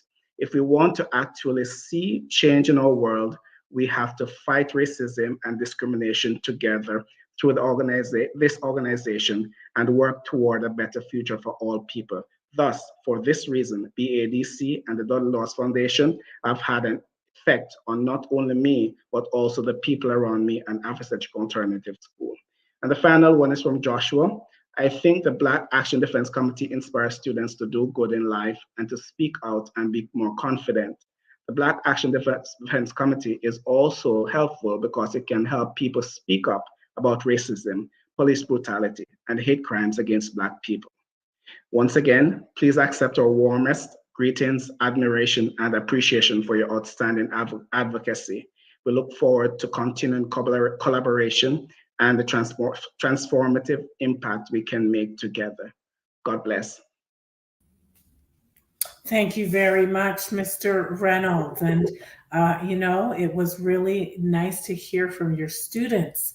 Your students are the future, and these students are ensuring that resilience and success in our youth continues. You must be so proud, yes? Thank you so much. And I must say thank you. You were the trailblazer at that school. Thank you so much for the great job that you did as the first principal of the Afrocentric Alternative School. You're most welcome. And I would also be remiss if I didn't send a shout out to Sage, whose mom passed away earlier this year. She has become one of the ancestors, and we know that she too was a very tireless supporter of Dudley Laws, the Black Action Defense Committee, as well as the Afrocentric Alternative School. So we send all of our love, our positive energy to your students, to their families, and to the community. Over to you, Vice President Valerie Steele. Good afternoon, everyone, again, or is it good evening? On behalf of the Black Action Defense Committee, I would like to congratulate all of the recipients of these awards this afternoon. It is a token of our appreciation for the decades and or years of traveling with us. The journey hasn't been easy, but because you're along with us, it makes it a lot more bearable and enjoyable. To Mr. Reynolds, principal of the Afrocentric School, congratulations to you and your team for supporting the young people in paying attention to the history of our Black Canadian heroes. To young Mr. Tremor Guthrie, congratulations on being the winner of this award. We salute you and we encourage you to do the best you can all the time. You have a very bright future ahead of you. You just have to stay focused. Shut out the noise and do what you know is right, not what's popular. What's popular is easy. What's right takes courage, bravery, and determination. So I bless you with all of those this evening and congratulate you on behalf of the Black Action Defense Committee on taking the time to sit a while and focus on a bit of history. Blessings in great abundance to you, and I wish you well. I know you'll do well, and most of all, we expect you to do well. Congratulations. Thank you. You're very welcome. Hello, everyone. My name is Lakeisha. I'm Chamoy's mom, and I'm just here to say how very proud I am of him accepting this award today. I will turn it over to him now for his acceptance speech. Hello, everyone. Good evening. My name is Chamoy Guthrie. I'd like to thank God for this day first. I'd also like to thank my mom, my dad, for supporting me, and also my teacher, Miss Wheeler, for driving me to greatness, Mr. Reynolds for his encouragement throughout all these years, and I'd also like to thank the Black Action Defense Committee for this opportunity and recognition. Writing about Elijah McCoy, at first, it was a struggle because I wasn't really the best at essays and writing, but through the help of all my teachers and my mother and support, I finished it, and I was surprised to see that I won this award, but I'm very glad I did. It was a really nice experience learning about Elijah McCoy, the struggles he went through, and he's an inspiration to me because I love mechanics and engineering, and he was one of the first Black engineers that made an impact on society in record. So I am honored to accept this Dudley Laws Award, and thank you guys again. Congratulations again, Tremoy. Congratulations, Mom. You know, when it's congratulations to our children, it's also to moms and dads, right? Let's give a big clap in the chat with fire emojis for you, Trumoy, because you know the good thing about writing about someone who you don't know as much about is you learn along the way. So I am inspired by listening to you. Think about that potential journey in engineering. Wonderful, right? Because when we were growing up, they weren't necessarily teaching us about Elijah McCoy, right? The real McCoy. So you continue to keep up that good work, and we will continue to motivate and encourage you despite and in spite of any challenges and or difficulties that you receive along the way. And I want to echo the sentiments of Vice President Steele, who says, we want you to do well, but we expect you to do well. So we'll be there to catch you. All right? To the Afrocentric School principal, Mr. Reynolds, and your teacher, Mrs. Wheeler, we thank you for continuing to inspire and motivate our young people. Look at the greatness that they can achieve when we work so hard with them. I know that he is in good hands, and we're also going to be reading and seeing a lot more of Trumoy Guthrie. So, Trumoy, keep up the great work. Keep it coming, because we know that you are our future. And so when we have to pass the baton on, as Mr. Law says, we encourage you to take up some of the leadership. And so in speaking about leadership, I'm going to tell you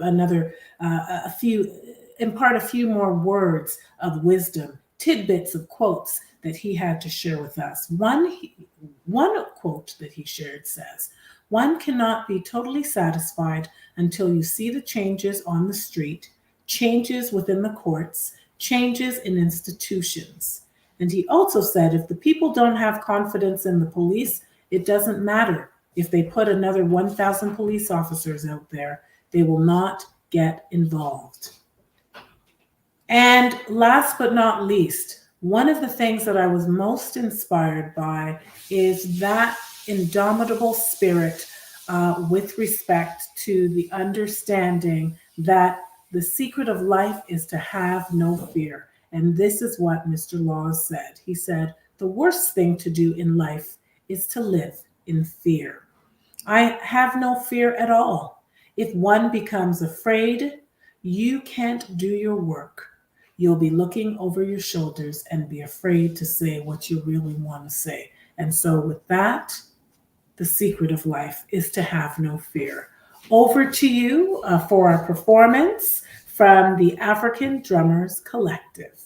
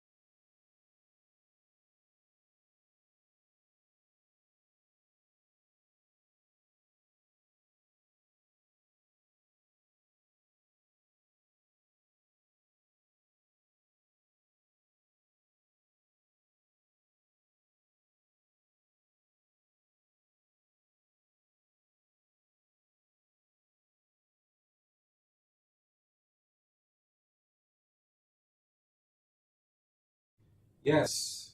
Good afternoon, everyone. Once again, the African Drummers Collective is representing and just quite pleased to be performing at the Dudley Laws Memorial Scholarship. This is a worthy, worthwhile cause. Brother Dudley Laws have done so much for our community, and it's just a good way to honor his memory, his long, hard, arduous work in this community for liberation, and we're very pleased to be here. My name is Kwabena, and here is my son Temba on Dunes, and we hope that you like what we're doing today. Okay? All right.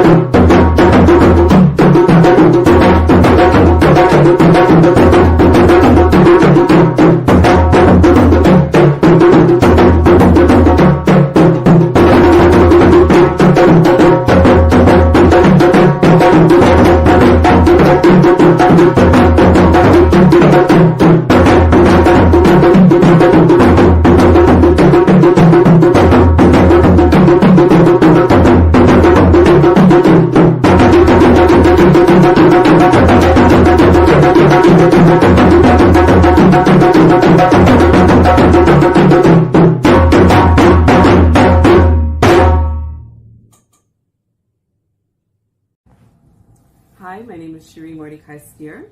And I'm Tyrone Steer.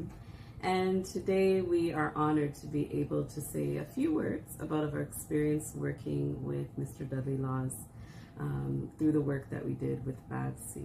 And so when I think back to that time, I always remember Dudley's humor, but also remember the degree to which he showed up always humble, always self-sacrificing, and always with a passion for the welfare of youth, always concerned about youth achievement and also concerns about violence within our community. I remember when I first met Dudley, like she said, he was so humble, but his passion for the programs that BADC were operating was so evident. Mm-hmm. His passion for the Joyceville inmate program and for the youth programs which we helped BADC to operate was so evident that is the reason why people were there to help. Not for fame, not for money, but because of that passion, that shared passion. And he inspired us so much that we even gave our son Dudley as his middle name. And so the work that he did right even through illness, he demonstrated understanding that greater community participation, in addition to greater scholarly participation, was key to ensuring better outcomes for our youth. So today it's not only a pleasure for us to be able to commemorate his legacy, but also to celebrate with you for this year's Dudley Laws Memorial Scholarship recipient. Tremoy Guthrie, we wish you continued success on life's journey.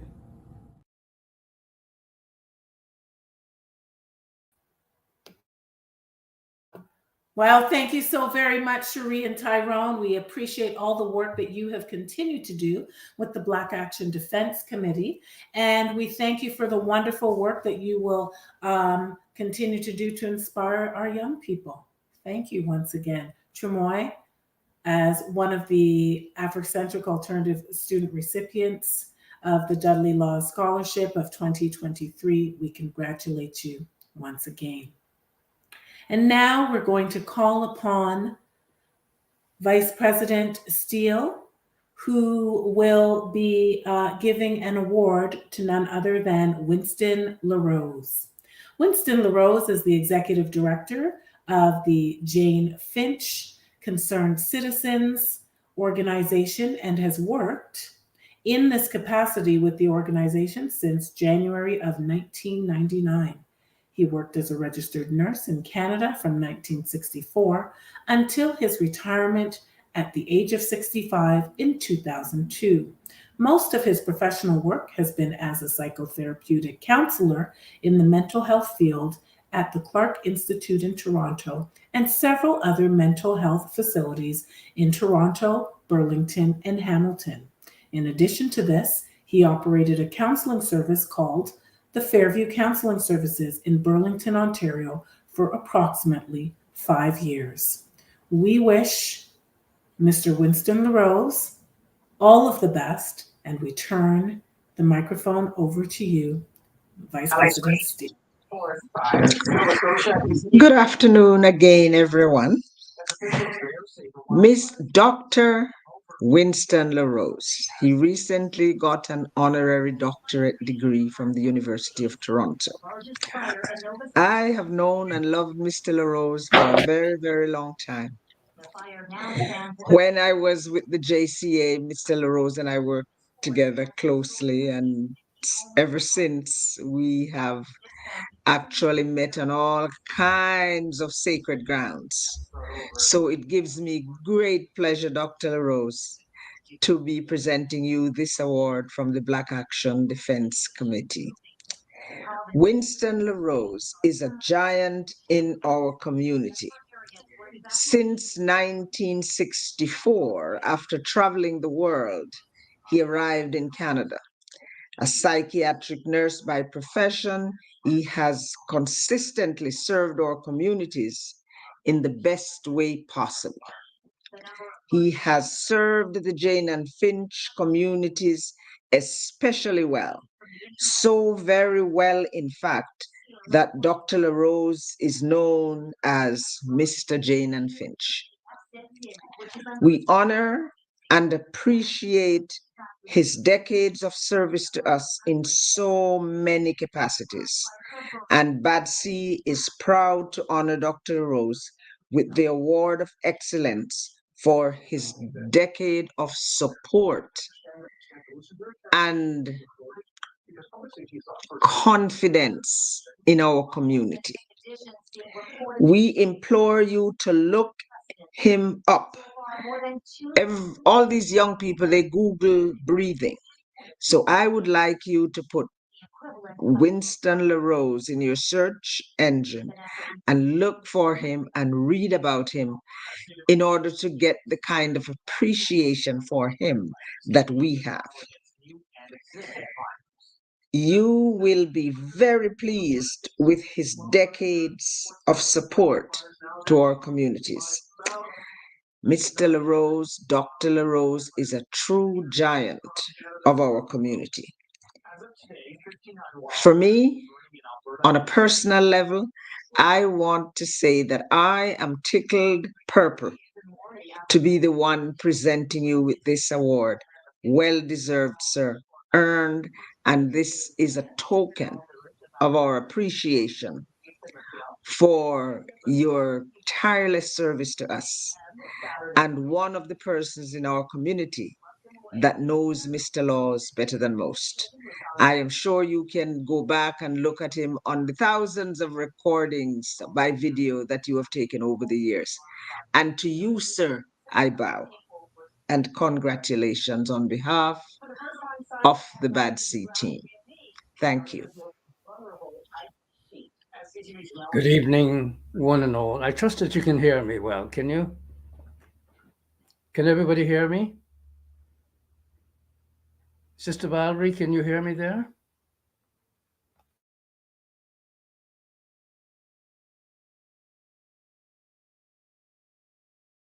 We can hear you.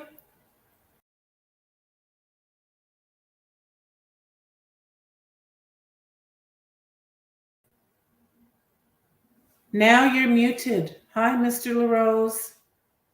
We can't hear you now. You're muted. Hello. Yes, we can hear you now.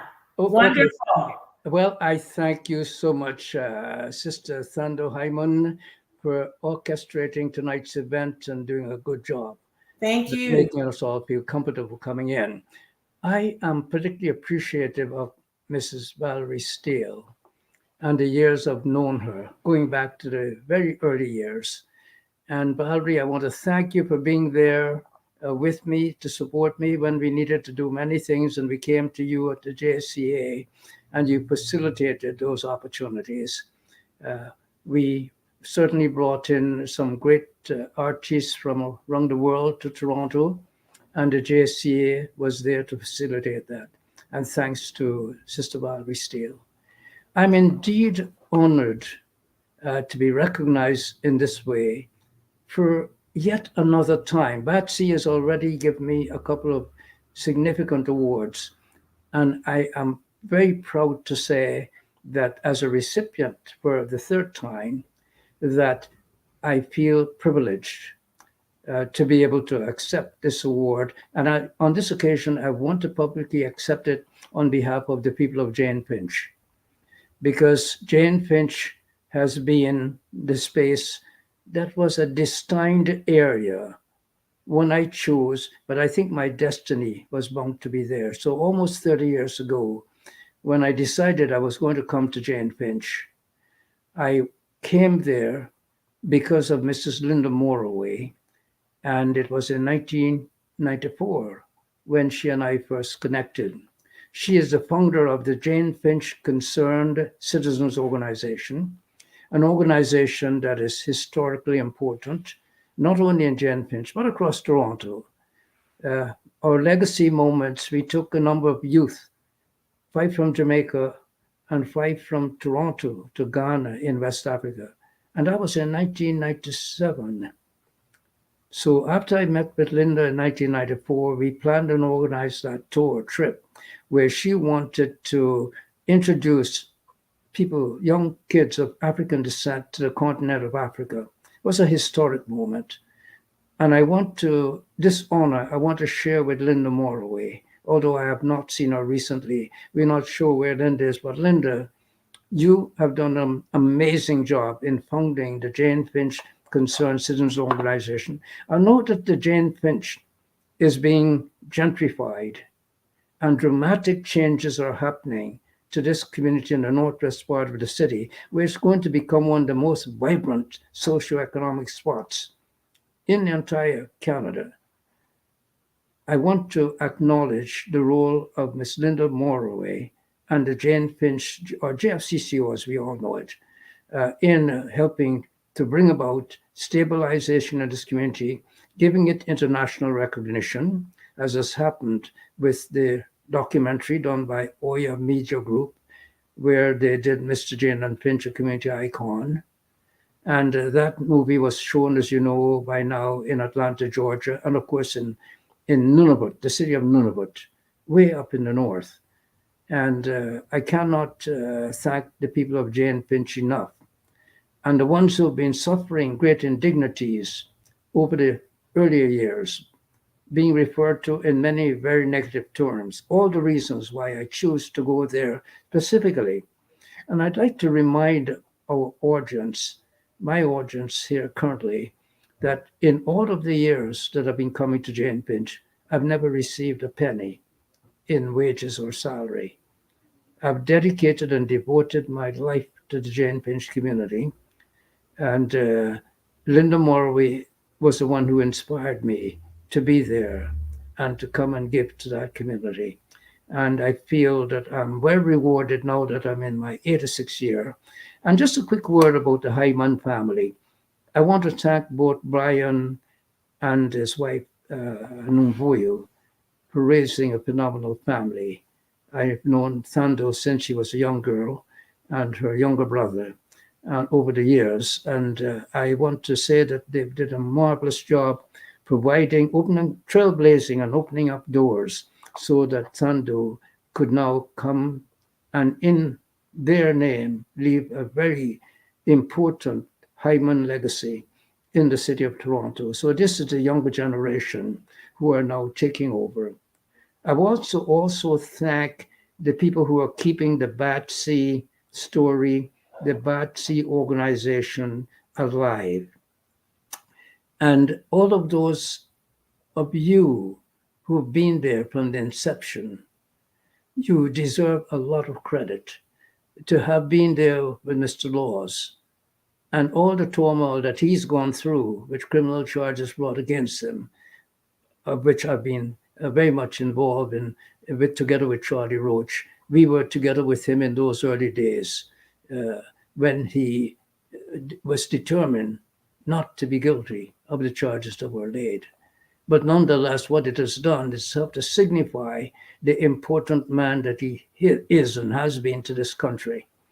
And his legacy will forever reign. I think in his name, there certainly need to be a significant emblem. I know that we managed to get a park or something named after him. But what we want to see is a statue of Dudley Laws in this city of Toronto, because he is the person who, and Charlie Roach was at his side. I have a beautiful documentary piece. I have many documentary footage of the two of them together, all the marches that have been done. Unfortunately, he could not come on the march to Washington that we did in 1995 because he wasn't able to leave the country at that time. But he was there to see us all. And I want all of this accolade to be centered on the work that he has been doing and the honor that he has due to him, although he's not here to be able to realize this. But we want to be able to say that this is a man whose legacy must not be erased. And nothing would serve better than to have him, his effigy in a statue somewhere in this great city. It's all right to have named a park after him, but we want to see something more substantial. And the similar thing for Charlie Roach as well. These two men were like peas in a pod. Whenever you saw one, you saw the other. And Charlie was the man who was defending him pro bono most of the time, if not all of the time, whenever he got into many of these different difficulties that in which he was entrapped from year to year. And I want to thank young Ruben Abib when he first came to the city. He was then known as J. Michael Polk. He's now, I think he now lives in Nigeria. But through us and through the Toronto Black Leadership Coalition, founded by Brother Donny Mohammed, myself, Charlie Roach, and Dudley Laws, and some other Owusu Young, some of the other great people that were there, I want to say to them that the BATC, a trailblazing organization of some repute, must never be forgotten. And Charlie, and in particular Dudley Laws, must never be forgotten for the trailblazing work that they've done. So thank you for celebrating him. Thank you for granting me this very prestigious award, and for at least the third time. There might be more, but I want to say that I feel particularly honored that I should be selected so many times to be honored. And I have those awards, and they're awards of distinction, highly polished, well done awards in a format that will always be alive. They'll never be lost in memory anywhere. Because once I leave the scene, I'm now in my 86th year, soon to be in 2 months' time, or a few months, I'll be 86. And most of those years I've known Dudley, at least for 40 years, and Charlie. I've been engaged with them at least since the late 90s. And I want to say that it's an organization that needs to continue to be around.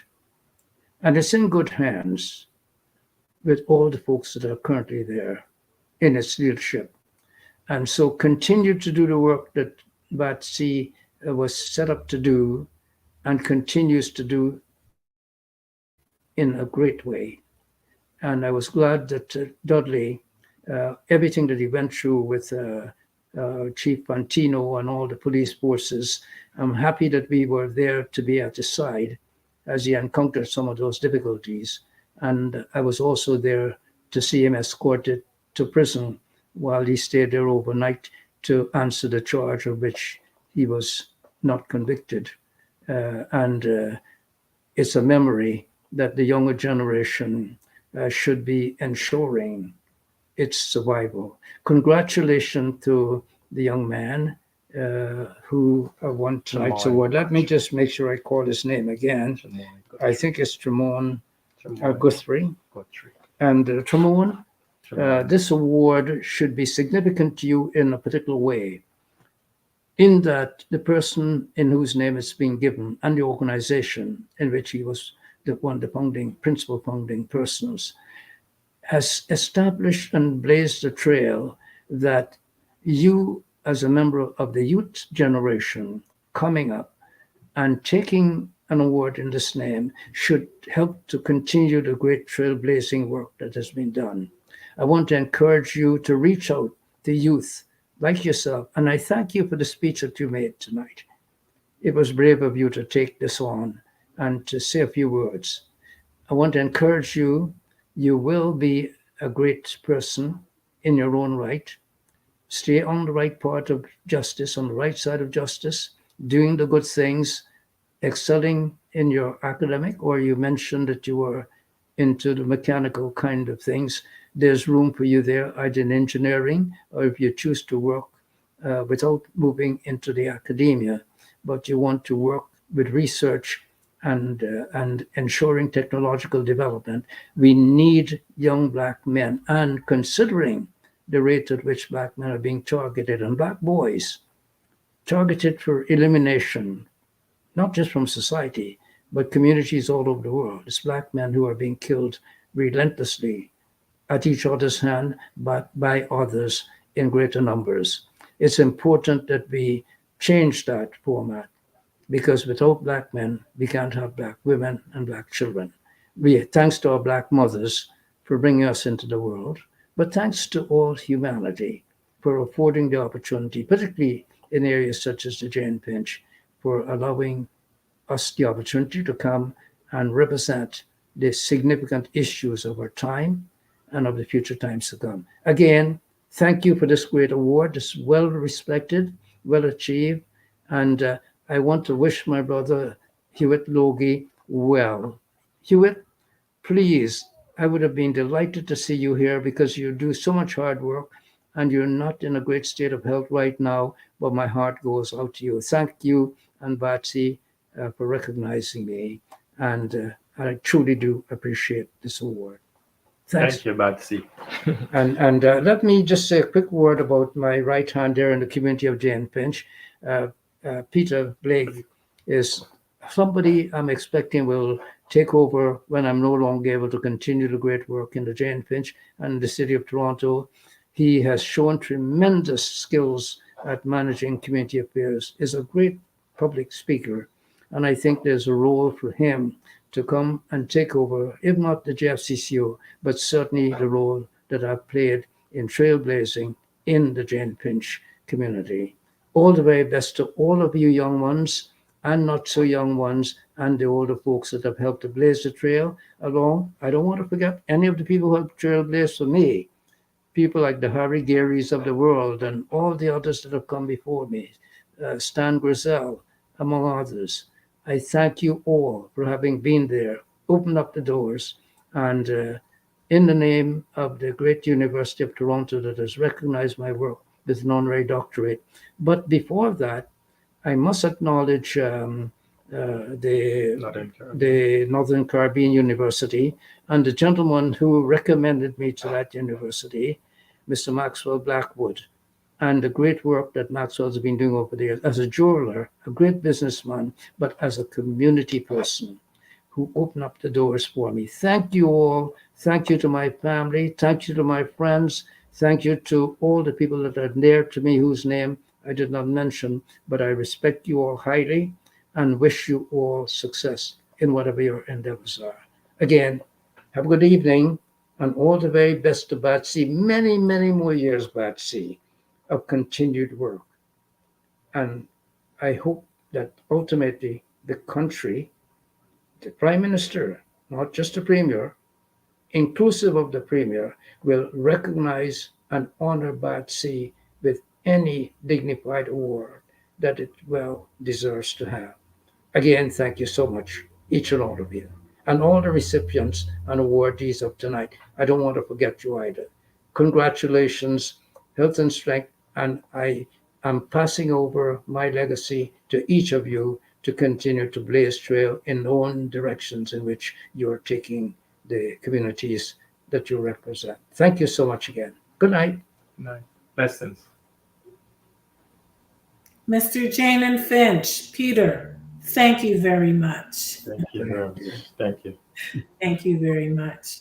And now we are going to present another award to another very much well-deserving recipient who is an unsung hero in our midst, but sung hero as well. And that is none other than Kwabena Yefeu. Kwabena Yefeu was born in Montego Bay, Jamaica, and came to Canada as a teen. After completing a year of high school in North York, he went on to complete a degree in mechanical engineering in what was formerly known as Ryerson University, today known as TMU, Toronto Metropolitan University. Kwabena's first plunge into Canadian activism was as an active participant in the anti-apartheid movement at Ryerson University in the 1980s. He later became a member of the Ujamaa African People's Association, which was an offshoot of the Jamaican Canadian Young People's Association, where he also served as one of the trustees for the Eva Smith Bursary for almost 10 years, a decade. Kwabena later represented Ujamaa in the coalition group known as the Coalition for the Truth About Africa. And it was formed to challenge the Royal Ontario Museum's racist exhibit called Into the Heart of Africa. He and 10 other young African Canadians, later known in the newspapers as the ROM 11, were arrested for consistently and strategically protesting the racist portrayal of Africa and African artifacts by the ROM in 1989. This led to the successful dismantling of the exhibit and planned museum tours in North America and Europe. Kwabena continued his activism by working against police brutality as an active member of the Black Action Defense Committee since the group's formation more than 30 years ago. He served as a board member and worked closely with the late Honorable Dudley Laws up until his passing. Working with young people over the years led Kwabena to pursue an additional degree in education at the University of Toronto, where he channeled his activism towards the public education system. Kwabena Yefeu worked as a classroom teacher in the Lawrence Heights community, a vice principal in the Malvern community, and later as a principal in the Jane Finch community. As a seasoned educator of over 30 years with the Toronto District School Board, Kwabena has acquired a broad range of experiences encompassing classroom teaching, curriculum development, instructional leadership, new and experienced teacher training, and school administration. He was seconded to the Faculty of Education at York University, where he instructed new teachers in critical and culturally responsive education. He also co-chaired the African Heritage Educators Network for 2 consecutive years and worked with the Feasibility Committee for the formation of the TDSB's Afrocentric Alternative School. As an educator, Kwabena consistently views teaching as activism and strives to increase access to education for racialized and economically challenged inner-city communities. Kwabena believes in lifelong service to the African community and finds solace and balance in being a husband and father and forever developing his passion as a professional African drummer.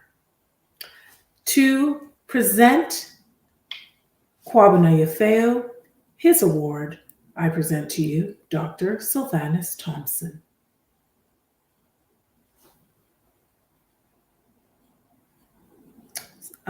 Dr. Thompson, please unmute your mic.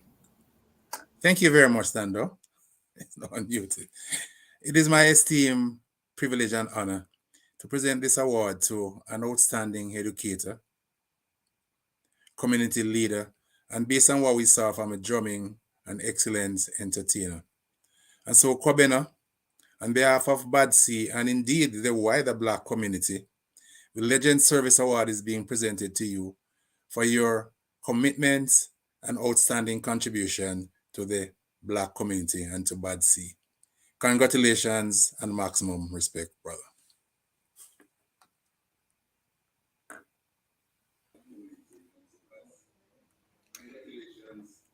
Thank you. Thank you so much, Brother Thompson, for that presentation. Thank you very much. I do want to thank Batsy for giving me that honor. You do things because you know it's the right thing to do. You don't really do them for honor, but at the same time, when you do get recognition, you have to show respect for that.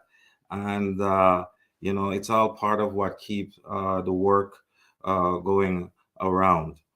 So first of all, I want to thank Batsy for keeping his longevity and for keeping up with his protracted work in this protracted struggle. Really, some of the key players there who have keeping the organization going: Mr. Hewitt Logue, Valerie Steele, Kingsley Gillian, and of course.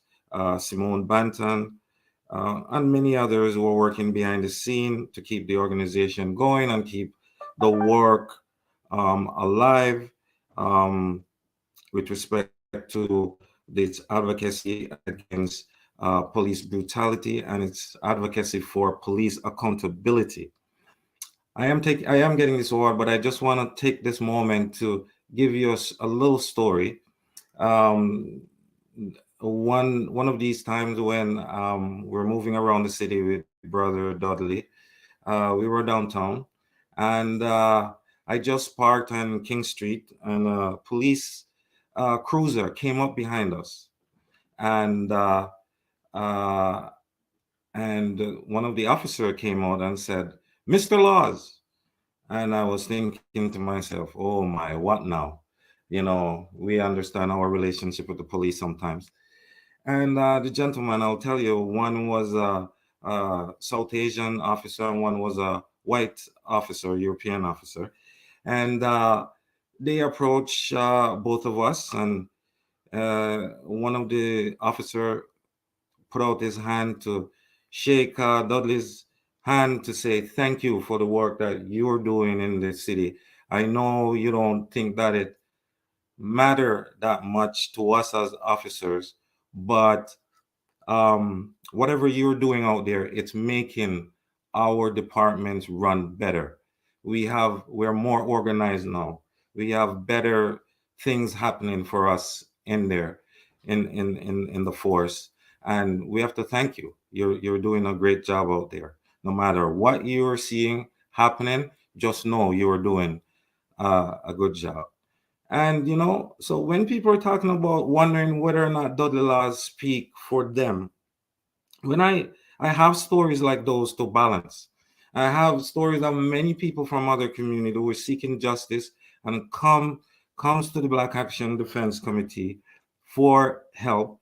And I know our work is righteous, the cause is righteous, our work is needed, and so I just want to say, Batsy, continue with your work, and 30 years is a good time, but we hope that the next generation will come to continue this work that is not just for the Black community, but for the larger Toronto community. I was fortunate enough to understand that service in the community is not just for the people in which you're serving. Service has a lot to do with yourself. The reward, the upliftment, the feeling, when you can express gratitude for what comes to you and your blessing, and all of that, and you give that back in service. That made for a more fulfilling life. And it also reminds me that you have to be a part of something that's organizing in our community, some organization. Whether you're in the church, a school system, community organization, you have to organize. We have to organize as a people to move forward and to be progressive. And Kwame Ture always say, organize, organize, organize. And, I want to leave our viewers with that message. In education, in my younger days in education, I had a mentor in education, Madge Logan. And, she was a superintendent of education, one of the few Black superintendents of the time. And she would say to me, Kwabena, when I would say which school I'm getting to go to and so forth, and she said, don't worry, wherever you land. She says, bloom where you're planted. And I always remember that. Bloom where you're planted. Wherever you land, you make the best of your time. You make sure you move the needle. Okay. And I want to conclude my talk by just saying, right now, as we are involved in an aging population, and the big talk is about exercise and activity. Exercise is the best medicine. Just coming out of the pandemic, we're talking about our immune system and all of that. We have to keep moving as a people. One of my best expression right now, not original, it was told to me about our bodies, is that if you don't use it, you will lose it. If you don't use it, you will lose it. So, brothers and sisters out there, use your bodies, exercise, move around, work for your community. Work is good. Work is a blessing. Don't sit around. Don't let the TV turn your brain into a vegetable.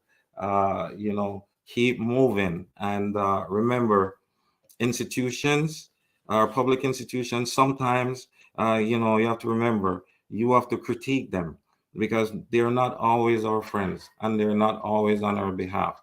Go meet your brother and your sisters down the street. Find out what's really going on. Don't just learn about them through the newspaper or the TV. Okay? Let's get moving. And I just want to thank Batsy once again for this really wonderful award. And on behalf of myself and my family, we are truly, truly grateful. Thank you. Brother Kwabena, I am so proud of your wonderful accomplishments because you have now received the Legends Award. Excellence. Thank you. Excellence. Thank you. We want to keep it moving, and what better way to keep it moving than by playing a song that no other than Jay Douglas will sing.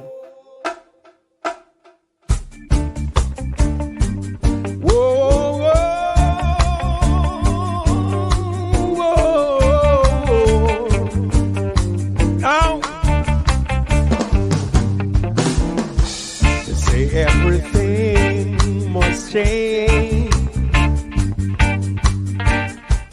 Nothing or no one stays the same. Yes, I know some things that's changed. Give thanks and celebrate a lovely day. All I'm saying to you right now, please hear me. Everyone will change. Winter turn to spring. Step aside and let me sing my song.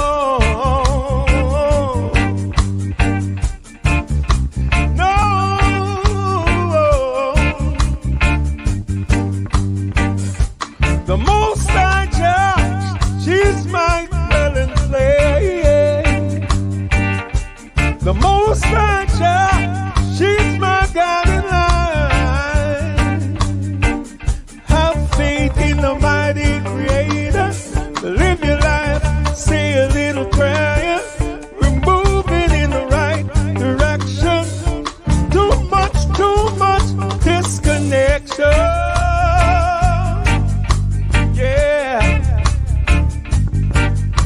Good morning. Good morning, Miss Universe. Can you hear me? Greetings to you from planet Earth. My love and respect. My love and respect to you. Have a little faith in the mighty Creator. Live your life, say a little prayer.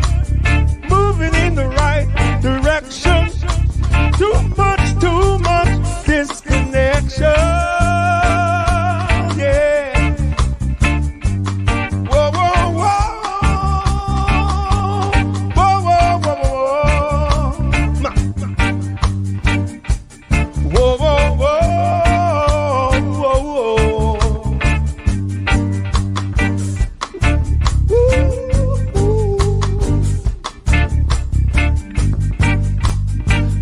Everything and everyone must change. And everything and everything must change. And everything and everything must change. And everything and everything must change. And everything and everything must change. Everything and everything must change. None other than our dear brother, great reggae songster, Mr. J. Douglas. Now, J. Douglas is also performing at many different venues across town. So please look out for him this summer. J. Douglas has been a regular supporter of the Black Action Defense Committee. And so we're so happy to have him inspire and motivate us musically. And Batsy invites everyone to donate to the the Dudley Laws Scholarship Fund so that the number of recipients can be increased. Donations can be made to the JCA Scholarship Fund specifically for the Dudley Laws Scholarship. Tax receipts will be given out, and you can mail your donations to Toronto Black Action at gmail.com. Once again, Toronto Black Action at gmail.com. And the next award recipient is someone I know well. We were sisters in song, and now we're sisters in change. And that is none other than Sonia Ellis Seguin, who is a mother, wife, daughter, sister, educator, mentor, and advocate. She has worked in the field of education for over 25 years, holding many roles within the profession, from occasional teacher to contract teacher, union steward, and local union representative. Sonia is passionate about advancing the lives of Black people and is actively involved in issues of equity and justice. Not only within her professional work within education, Sonia is dedicated and committed to supporting Black community members through volunteer work. She currently volunteers for a nonprofit organization that supports single mothers who are aspiring in leadership within education and providing scholarships to recipients locally and in Jamaica. Sonia is an active volunteer and has been a member of the Anti-Black Racism Task Force in the Durham region. At a very young age, Sonia's parents instilled in her the importance of community. Sonia lives as a servant, lifelong servant, and believes that we're all called to give back and support one another and our communities. And here to present the award to Sonia is Mr. Mark Brown. Good evening, everyone. My name is Mark Brown, and I'm an executive board member of the Coalition of Black Trade Unionists in Canada. And I have the honor of presenting the award to Sonia Ellis Sujin. The Appreciation Award presented to Sonia Ellen Prijin in recognition of your long-standing contributions towards the Black community and supporting the Black Action Defense Committee. So with that, I give you Sister Sonia.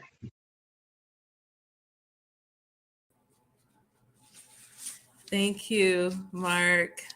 Thank you, Tando. Thank you to the Black Action Defense Committee, and thank you to the nomination committee. Thank you all for this award, and I'm truly, truly, truly honored to be receiving this recognition today. A sincere congratulations to all the other recipients, award recipients. The student recipient was so wonderful to see.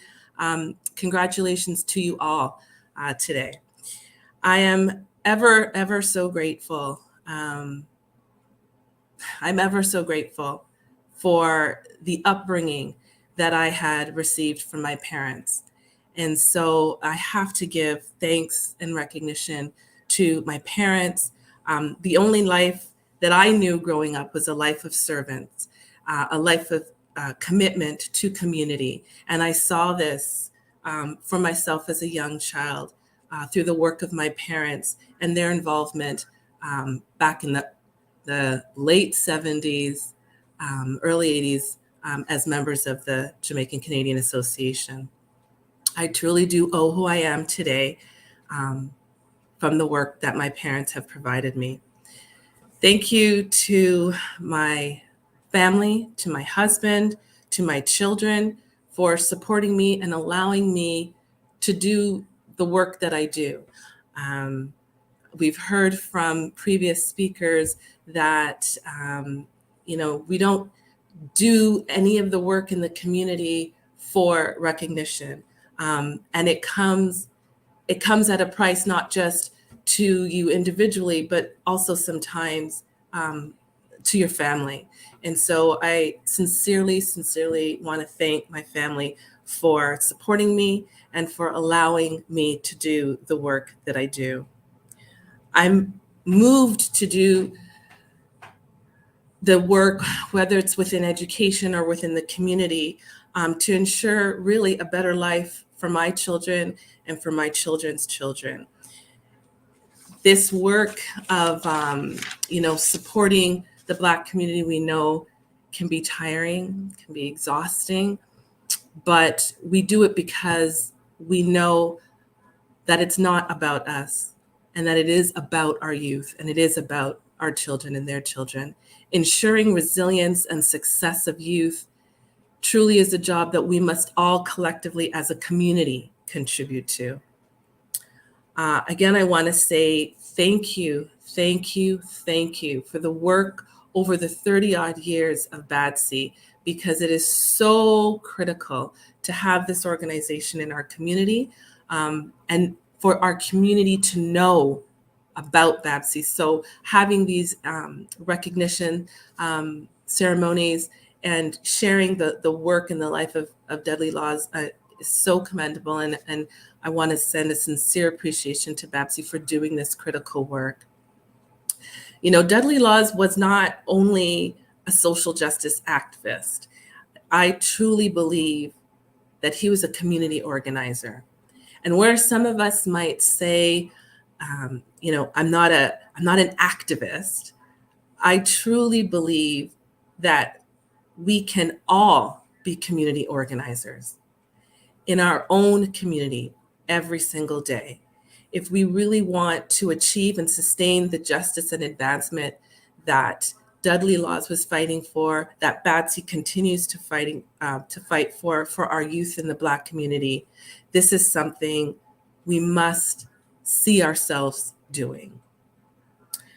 We all live really busy lives, but truly there is an urgency in ensuring that our children's future is secured, and it's secured in a society that is free from anti-Black racism. We heard from Mr. Jane and Finch and Kubina And I've had the privilege of knowing and working with Kobina, and I agree with the sentiments that he has shared.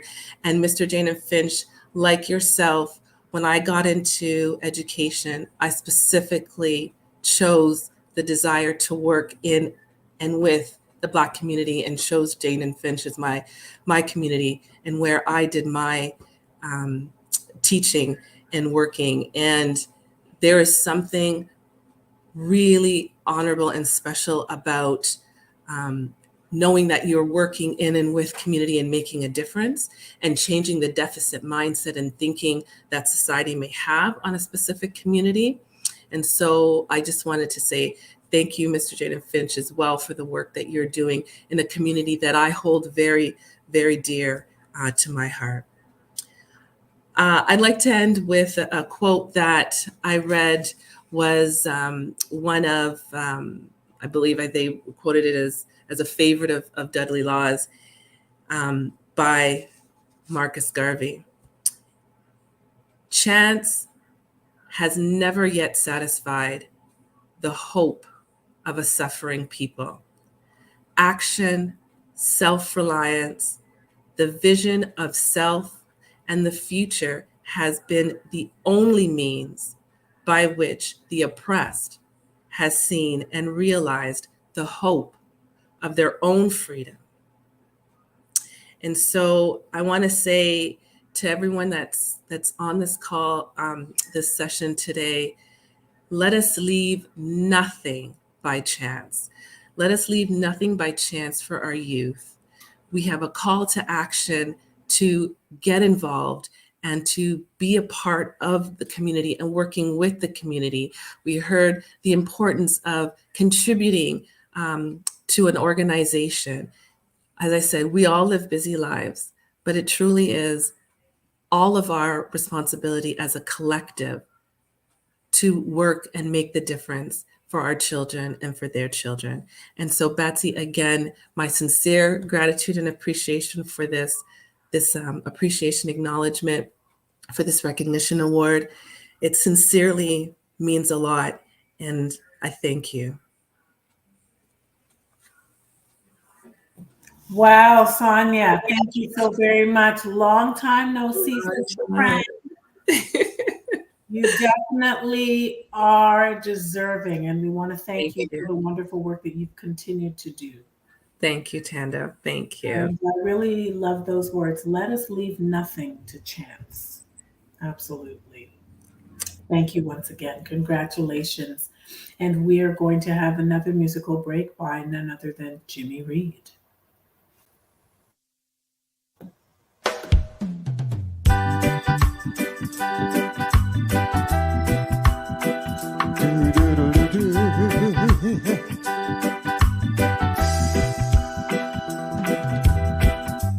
Thought I was in love before, and then you moved in next door. African beauty, you're a cutie.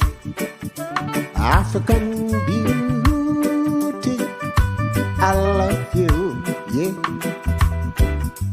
All those guys from the neighborhood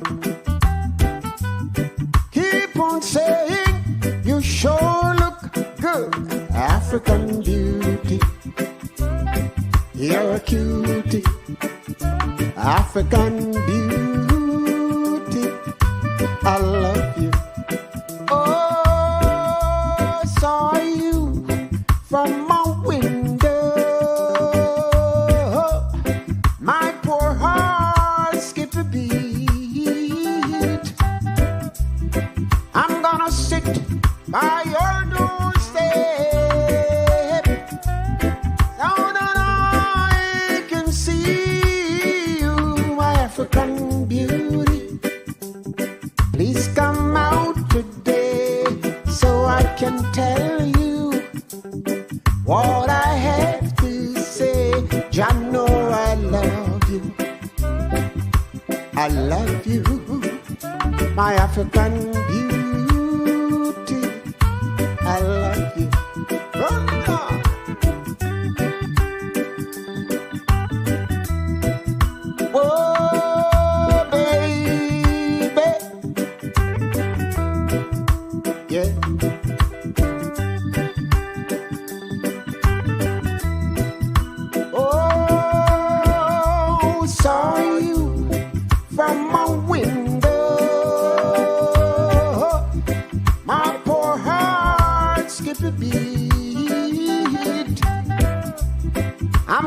sit by your doorstep so that I can see you, my African beauty. Please come out today so I can tell you what I have to say. I know I love you. I love you, my African beauty. I love you. Yes, my African beauty. I love you, my African beauty. I love you. I love you, I love you, I love you, my African beauty. I love you, my African beauty. I love you. Yes, my African beauty. Yes, people of the world, remember, this is the Brother Dudley Laws Scholarship Fund. Remember, Brother Laws, one of the greatest civil rights person, our brother in this country. So let's donate if we can. Donate if we can. Those of you who can, please donate to the scholarship fund. And may God keep and bless you all. Next song, my brother.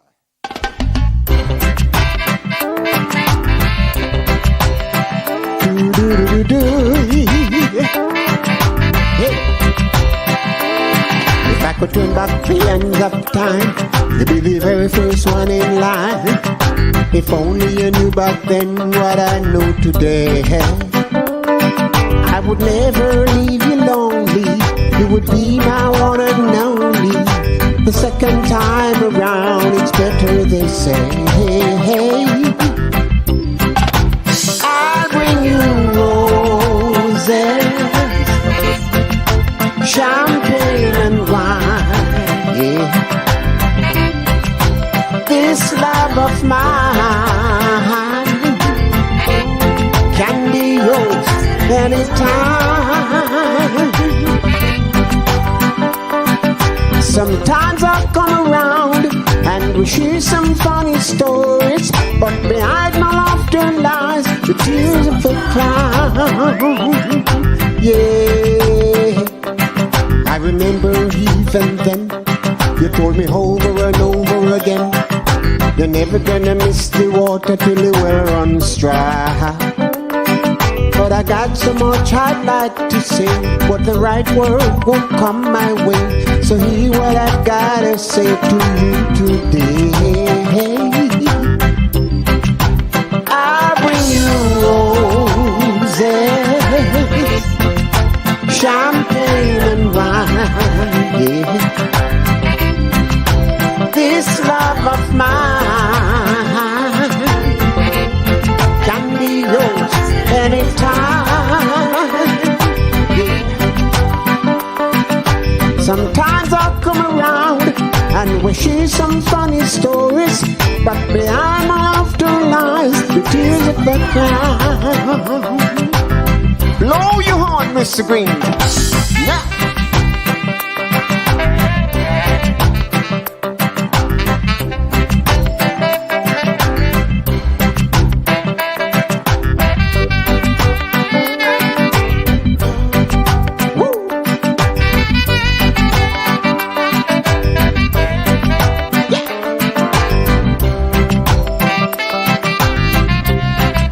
Cause I'll bring you roses, champagne and wine. Yeah. This love of mine can be yours anytime. Yeah. Sometimes I come around and we share some funny stories, but behind my laughter lies the tears of the clown. Yeah. If I could turn back the hands of time, you'd be the very first one in line. If only you knew back then what I know today. I would never leave you lonely. You would be my one and only. The second time around, it's better they say. I'll bring you roses, champagne and wine. Yeah. This love of mine can be yours anytime. Yeah. Sometimes I'll come around and we share some funny stories, but behind our laughter lies the tears of the clown. Yeah. All right, and we want to thank Jimmy Reed. He's been a long-standing supporter in song of the Black Action Defense Committee and Dudley Laws in particular. And so now we'd like to award another recipient who is well known within the Black community and Caribbean community and Canadian community for that matter, and that is none other than Anthony Joseph, who is the publisher-editor of the Caribbean Camera, one of the most popular community newspapers in Toronto. Not only does the Caribbean Camera provide news, but through its hard-hitting editorials, it takes a stand on important issues of the day. It is interesting to note that unlike so many editors, Anthony did not enter the newspaper field as a reporter. He learned the newspaper business as he went along and has earned the respect and admiration of many of his colleagues. Anthony is a man of many parts. Among other things, he is a master baker, and if you've ever tasted one of his scrumptious currant rolls, you would know why people like him call him Papa Joe, the master baker. He is also gifted with the talents of a carnival artist and has designed many costumes which received rave reviews at the Caribbean Carnival. Whether he's making currant rolls, designing a carnival costume, or getting ready for the next issue of the Caribbean Camera, Anthony aims at excellence and often achieves it. Here to present the award to Anthony is Kingsley Gilliam.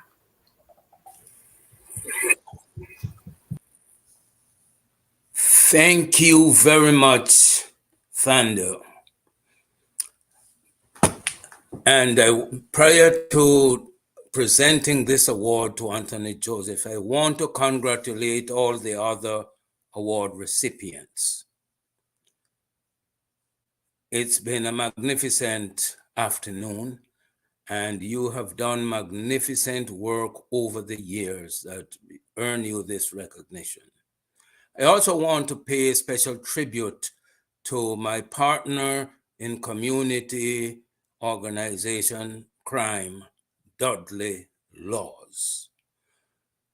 Dudley Laws and I go back since 1970. And there are a few things I can tell you about Dudley Laws that some of you may not know. Dudley Laws is one of, apart from his activism and so on, Dudley Laws was one of the fiercest debaters you would find in the Black community. When we attend the national conventions of the National Black Coalition of Canada, Dudley Laws was one of the fiercest debaters on that debate floor. And he made numerous contributions. And Dudley Laws, Charles Roach, and I, in 1973, led a rally on Parliament Hill and a march to demand an amnesty because the government of Canada changed immigration policies suddenly and disenfranchised everyone that wanted to change status in Canada.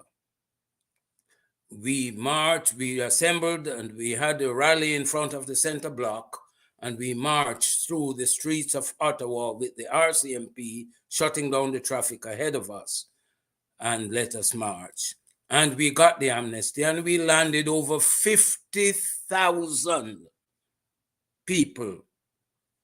We don't know how many were trapped in that situation but we know that over 50,000 were landed, and I know several people, including people that I worked with, who were deported after because they didn't take advantage of the amnesty. So, again, Dudley Laws, Charles Roach, Edward Clark, they are all founders of Black Action Defense Committee, and I lift my hat to them. They are my departed partners. All of them are gone, but I'm here. I give God thanks. So, without further ado, Anthony Joseph. You have heard a lot about Anthony Joseph from Thando Hyman. So I don't have a lot more to tell you about him, other than to say that in my role as Director of Communications for BADSI, I interface with Anthony on a regular basis, and he has been a stalwart supporter, helping to bring our stories to the public. Whenever I issue a press release, I call Anthony personally and check on him, and then we do a story. He's been a marvelous partner in this journey. So it is my honor and pleasure to present this award to you, Anthony. It reads, Anthony C. Joseph, in recognition of your impactful community contributions and support for BADSI, June 4th, 2023. And it's the Merit Award. Thank you, thank you, thank you. You may receive it, sir.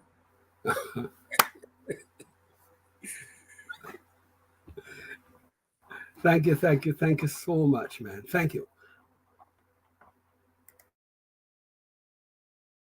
Oh.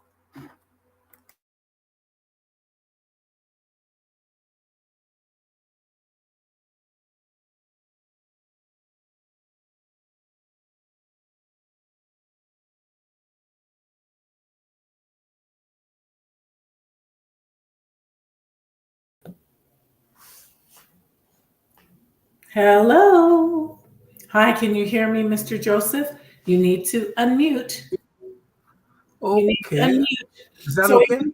It sounds good now. So if you can start all over again. Thank you. Sorry about that. Okay, wonderful. Okay. Thank you. Bye now. As I said, I'm incredibly thrilled and grateful to be the recipient of this esteemed award from an even greater group of people, the Black Action Defense Committee. It is an immense honor for me to be in such good company like Mr. LaRose and the others individuals. And I am humbled to have my name and that of my company, the Caribbean Camera, linked forever with BADSI. That is something that I really am very happy about. Like Dudley, BADSI, and BADSI, the Caribbean Camera has a steadfast advocates for the Caribbean community, striving to maintain our strong connection to our roots. I want to express my heartfelt appreciation to Mr. Logie and all the members of BADSI for recognizing me and the Caribbean Camera. This acknowledgement reinforces the importance of our shared mission. You know, BADSI has done a lot over the last 30 years, and I think that right now it's so very important for them to keep on doing what they're doing, because we are faced with a new set of challenges. We have people who masquerade as being from the Black community who are doing some things that are not too great for the community.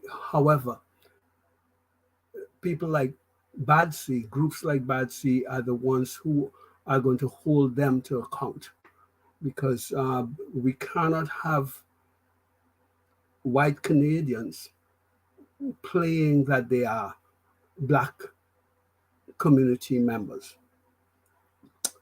I would also like to extend my warmest congratulations to all the deserving parties who got awards today. It is truly great to be named among you, and I'd also like to say that as we continue to build bridges, break down barriers, and empower the community, this award is a reminder of our collective impact on the community. And thanks to you again for this extraordinary recognition. Thanks again. I really appreciate it, guys.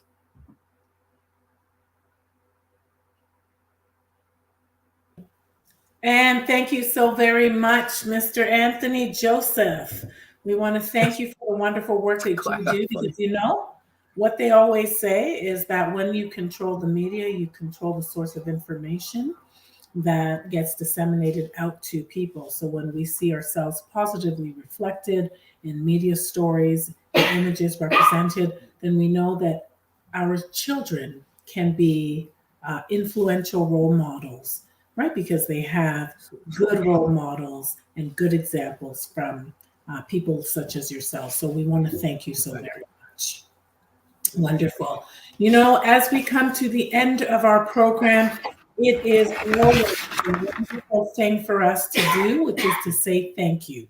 We say thank you to all of our award recipients, because without you, we know that the Dudley Laws Memorial Scholarship would not continue.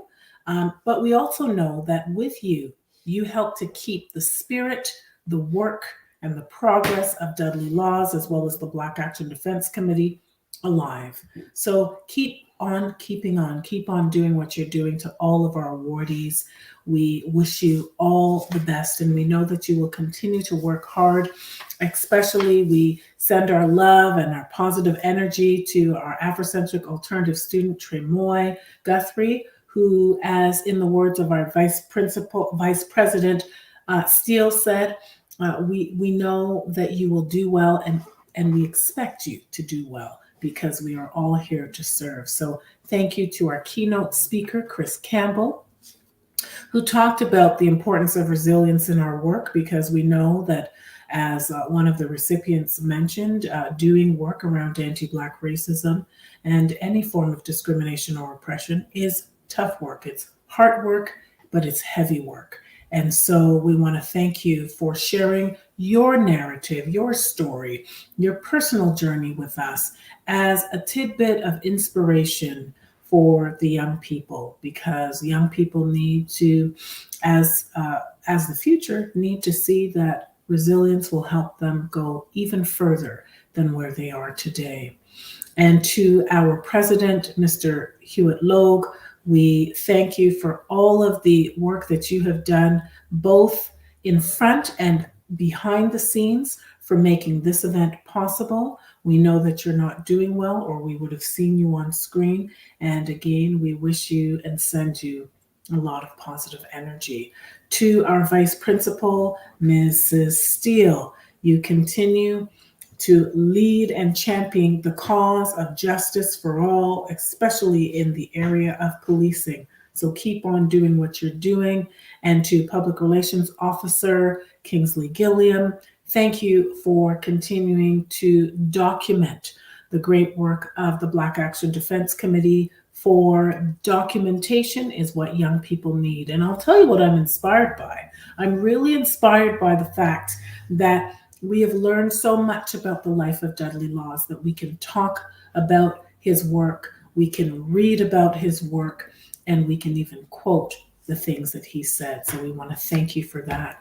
And we also want to thank our sponsors for which this would not be possible if we didn't have our sponsors helping us each and every year to give. And when they give, it comes back one and twofold within our community. So to the Steelworkers Union and the Carpenters Union, we thank you. To Henry's Records, Route 4 Winds Pharmacy, CUPW STTP, we thank you. And to Dorothy Graham, bursary donor of the $500 to Tremoy Guthrie, we thank you as well, because we know that you inspire to lift young people each and every time. So this is your time, your final chance to congratulate the awards recipients, to congratulate the event organizers, to congratulate yourselves for the wonderful work that you continue to do to keep Dudley Law's legacy and memory alive. And we also want to thank Queen Banton, our community organizer, for putting this together. She has been working tirelessly behind the scenes, and what you don't see is a wonderful swan on the top of the ocean, swimming so gently, but the legs paddling really, really quickly underwater, and you make us look good. So we thank you very much. Want to remember each and all of you who continue to show support for the Black Action Defense Committee, and in particular, the Dudley Laws Scholarship Foundation. We thank you very much. And we're going to end our event this evening with Jay. Good evening again, Tando. Good evening. It is now 7:22, and I am privileged to thank you on behalf of the Black Action Defense Committee. I even wrote down what I am going to say, because I don't want us to have this event going until 8 o'clock. So I'm going to be short and sweet. Thank you for being our MC extraordinaire this evening. You are a Badsea child that was raised in the organization that has stayed with us and continue to make us proud. Thank you, thank you, thank you. We deeply appreciate that as an educator, you continue to teach all of us. In all you do, walk good. Thanks, love, and blessings from your Badsea family.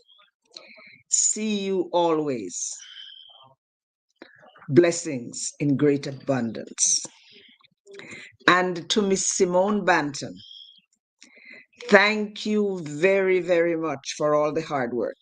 If we do not say thank you enough, it's sometimes because we forget our manners that we teach our children on a daily basis.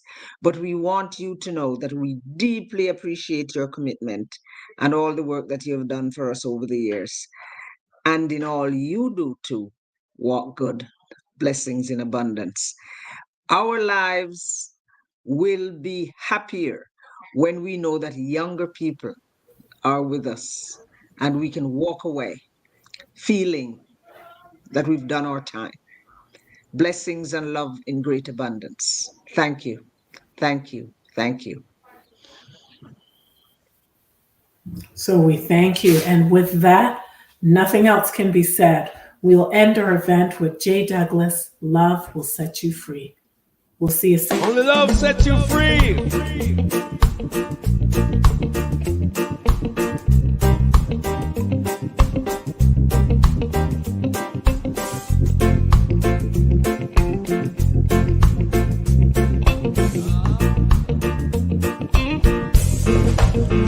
So you say you feel your foolish heart is going upside down, and you say your love affair keeps going round and round.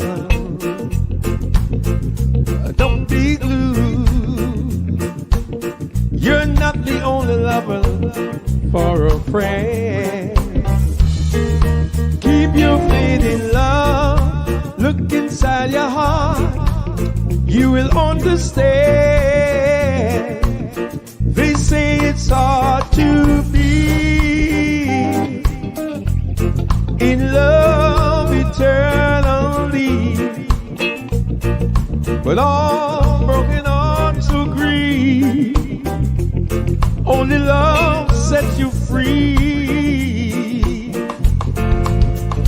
You and I, you know, way down deep inside of the fairy tale, we get lost and feel so helpless, like a ship without a sail. I want you to take care. Don't let your right to happiness escape, my friend. Keep your faith in love. Look inside your heart. You will understand. They say it's hard to be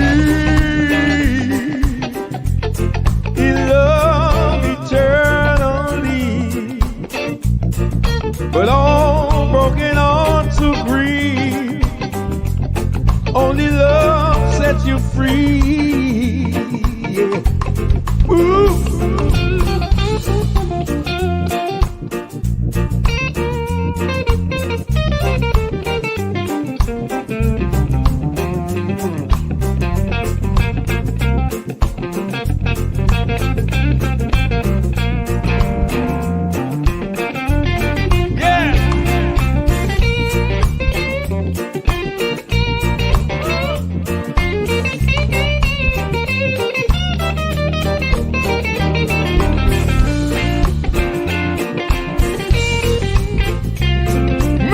Quincy gets a bullet. They say it's hard to be in love eternally, but all broken hearts agree. Only love sets you free. Like a song makes it to the top, just fades away. And then again and again and again, someone set free. Every time you get those unwanted memories, keep your faith in love. Look inside your heart. You will understand. They say it's hard to be in love eternally, but all broken hearts agree. Only love sets you free. They say it's hard to be eternally, but all broken hearts agree. Only love, only love, only love sets you free.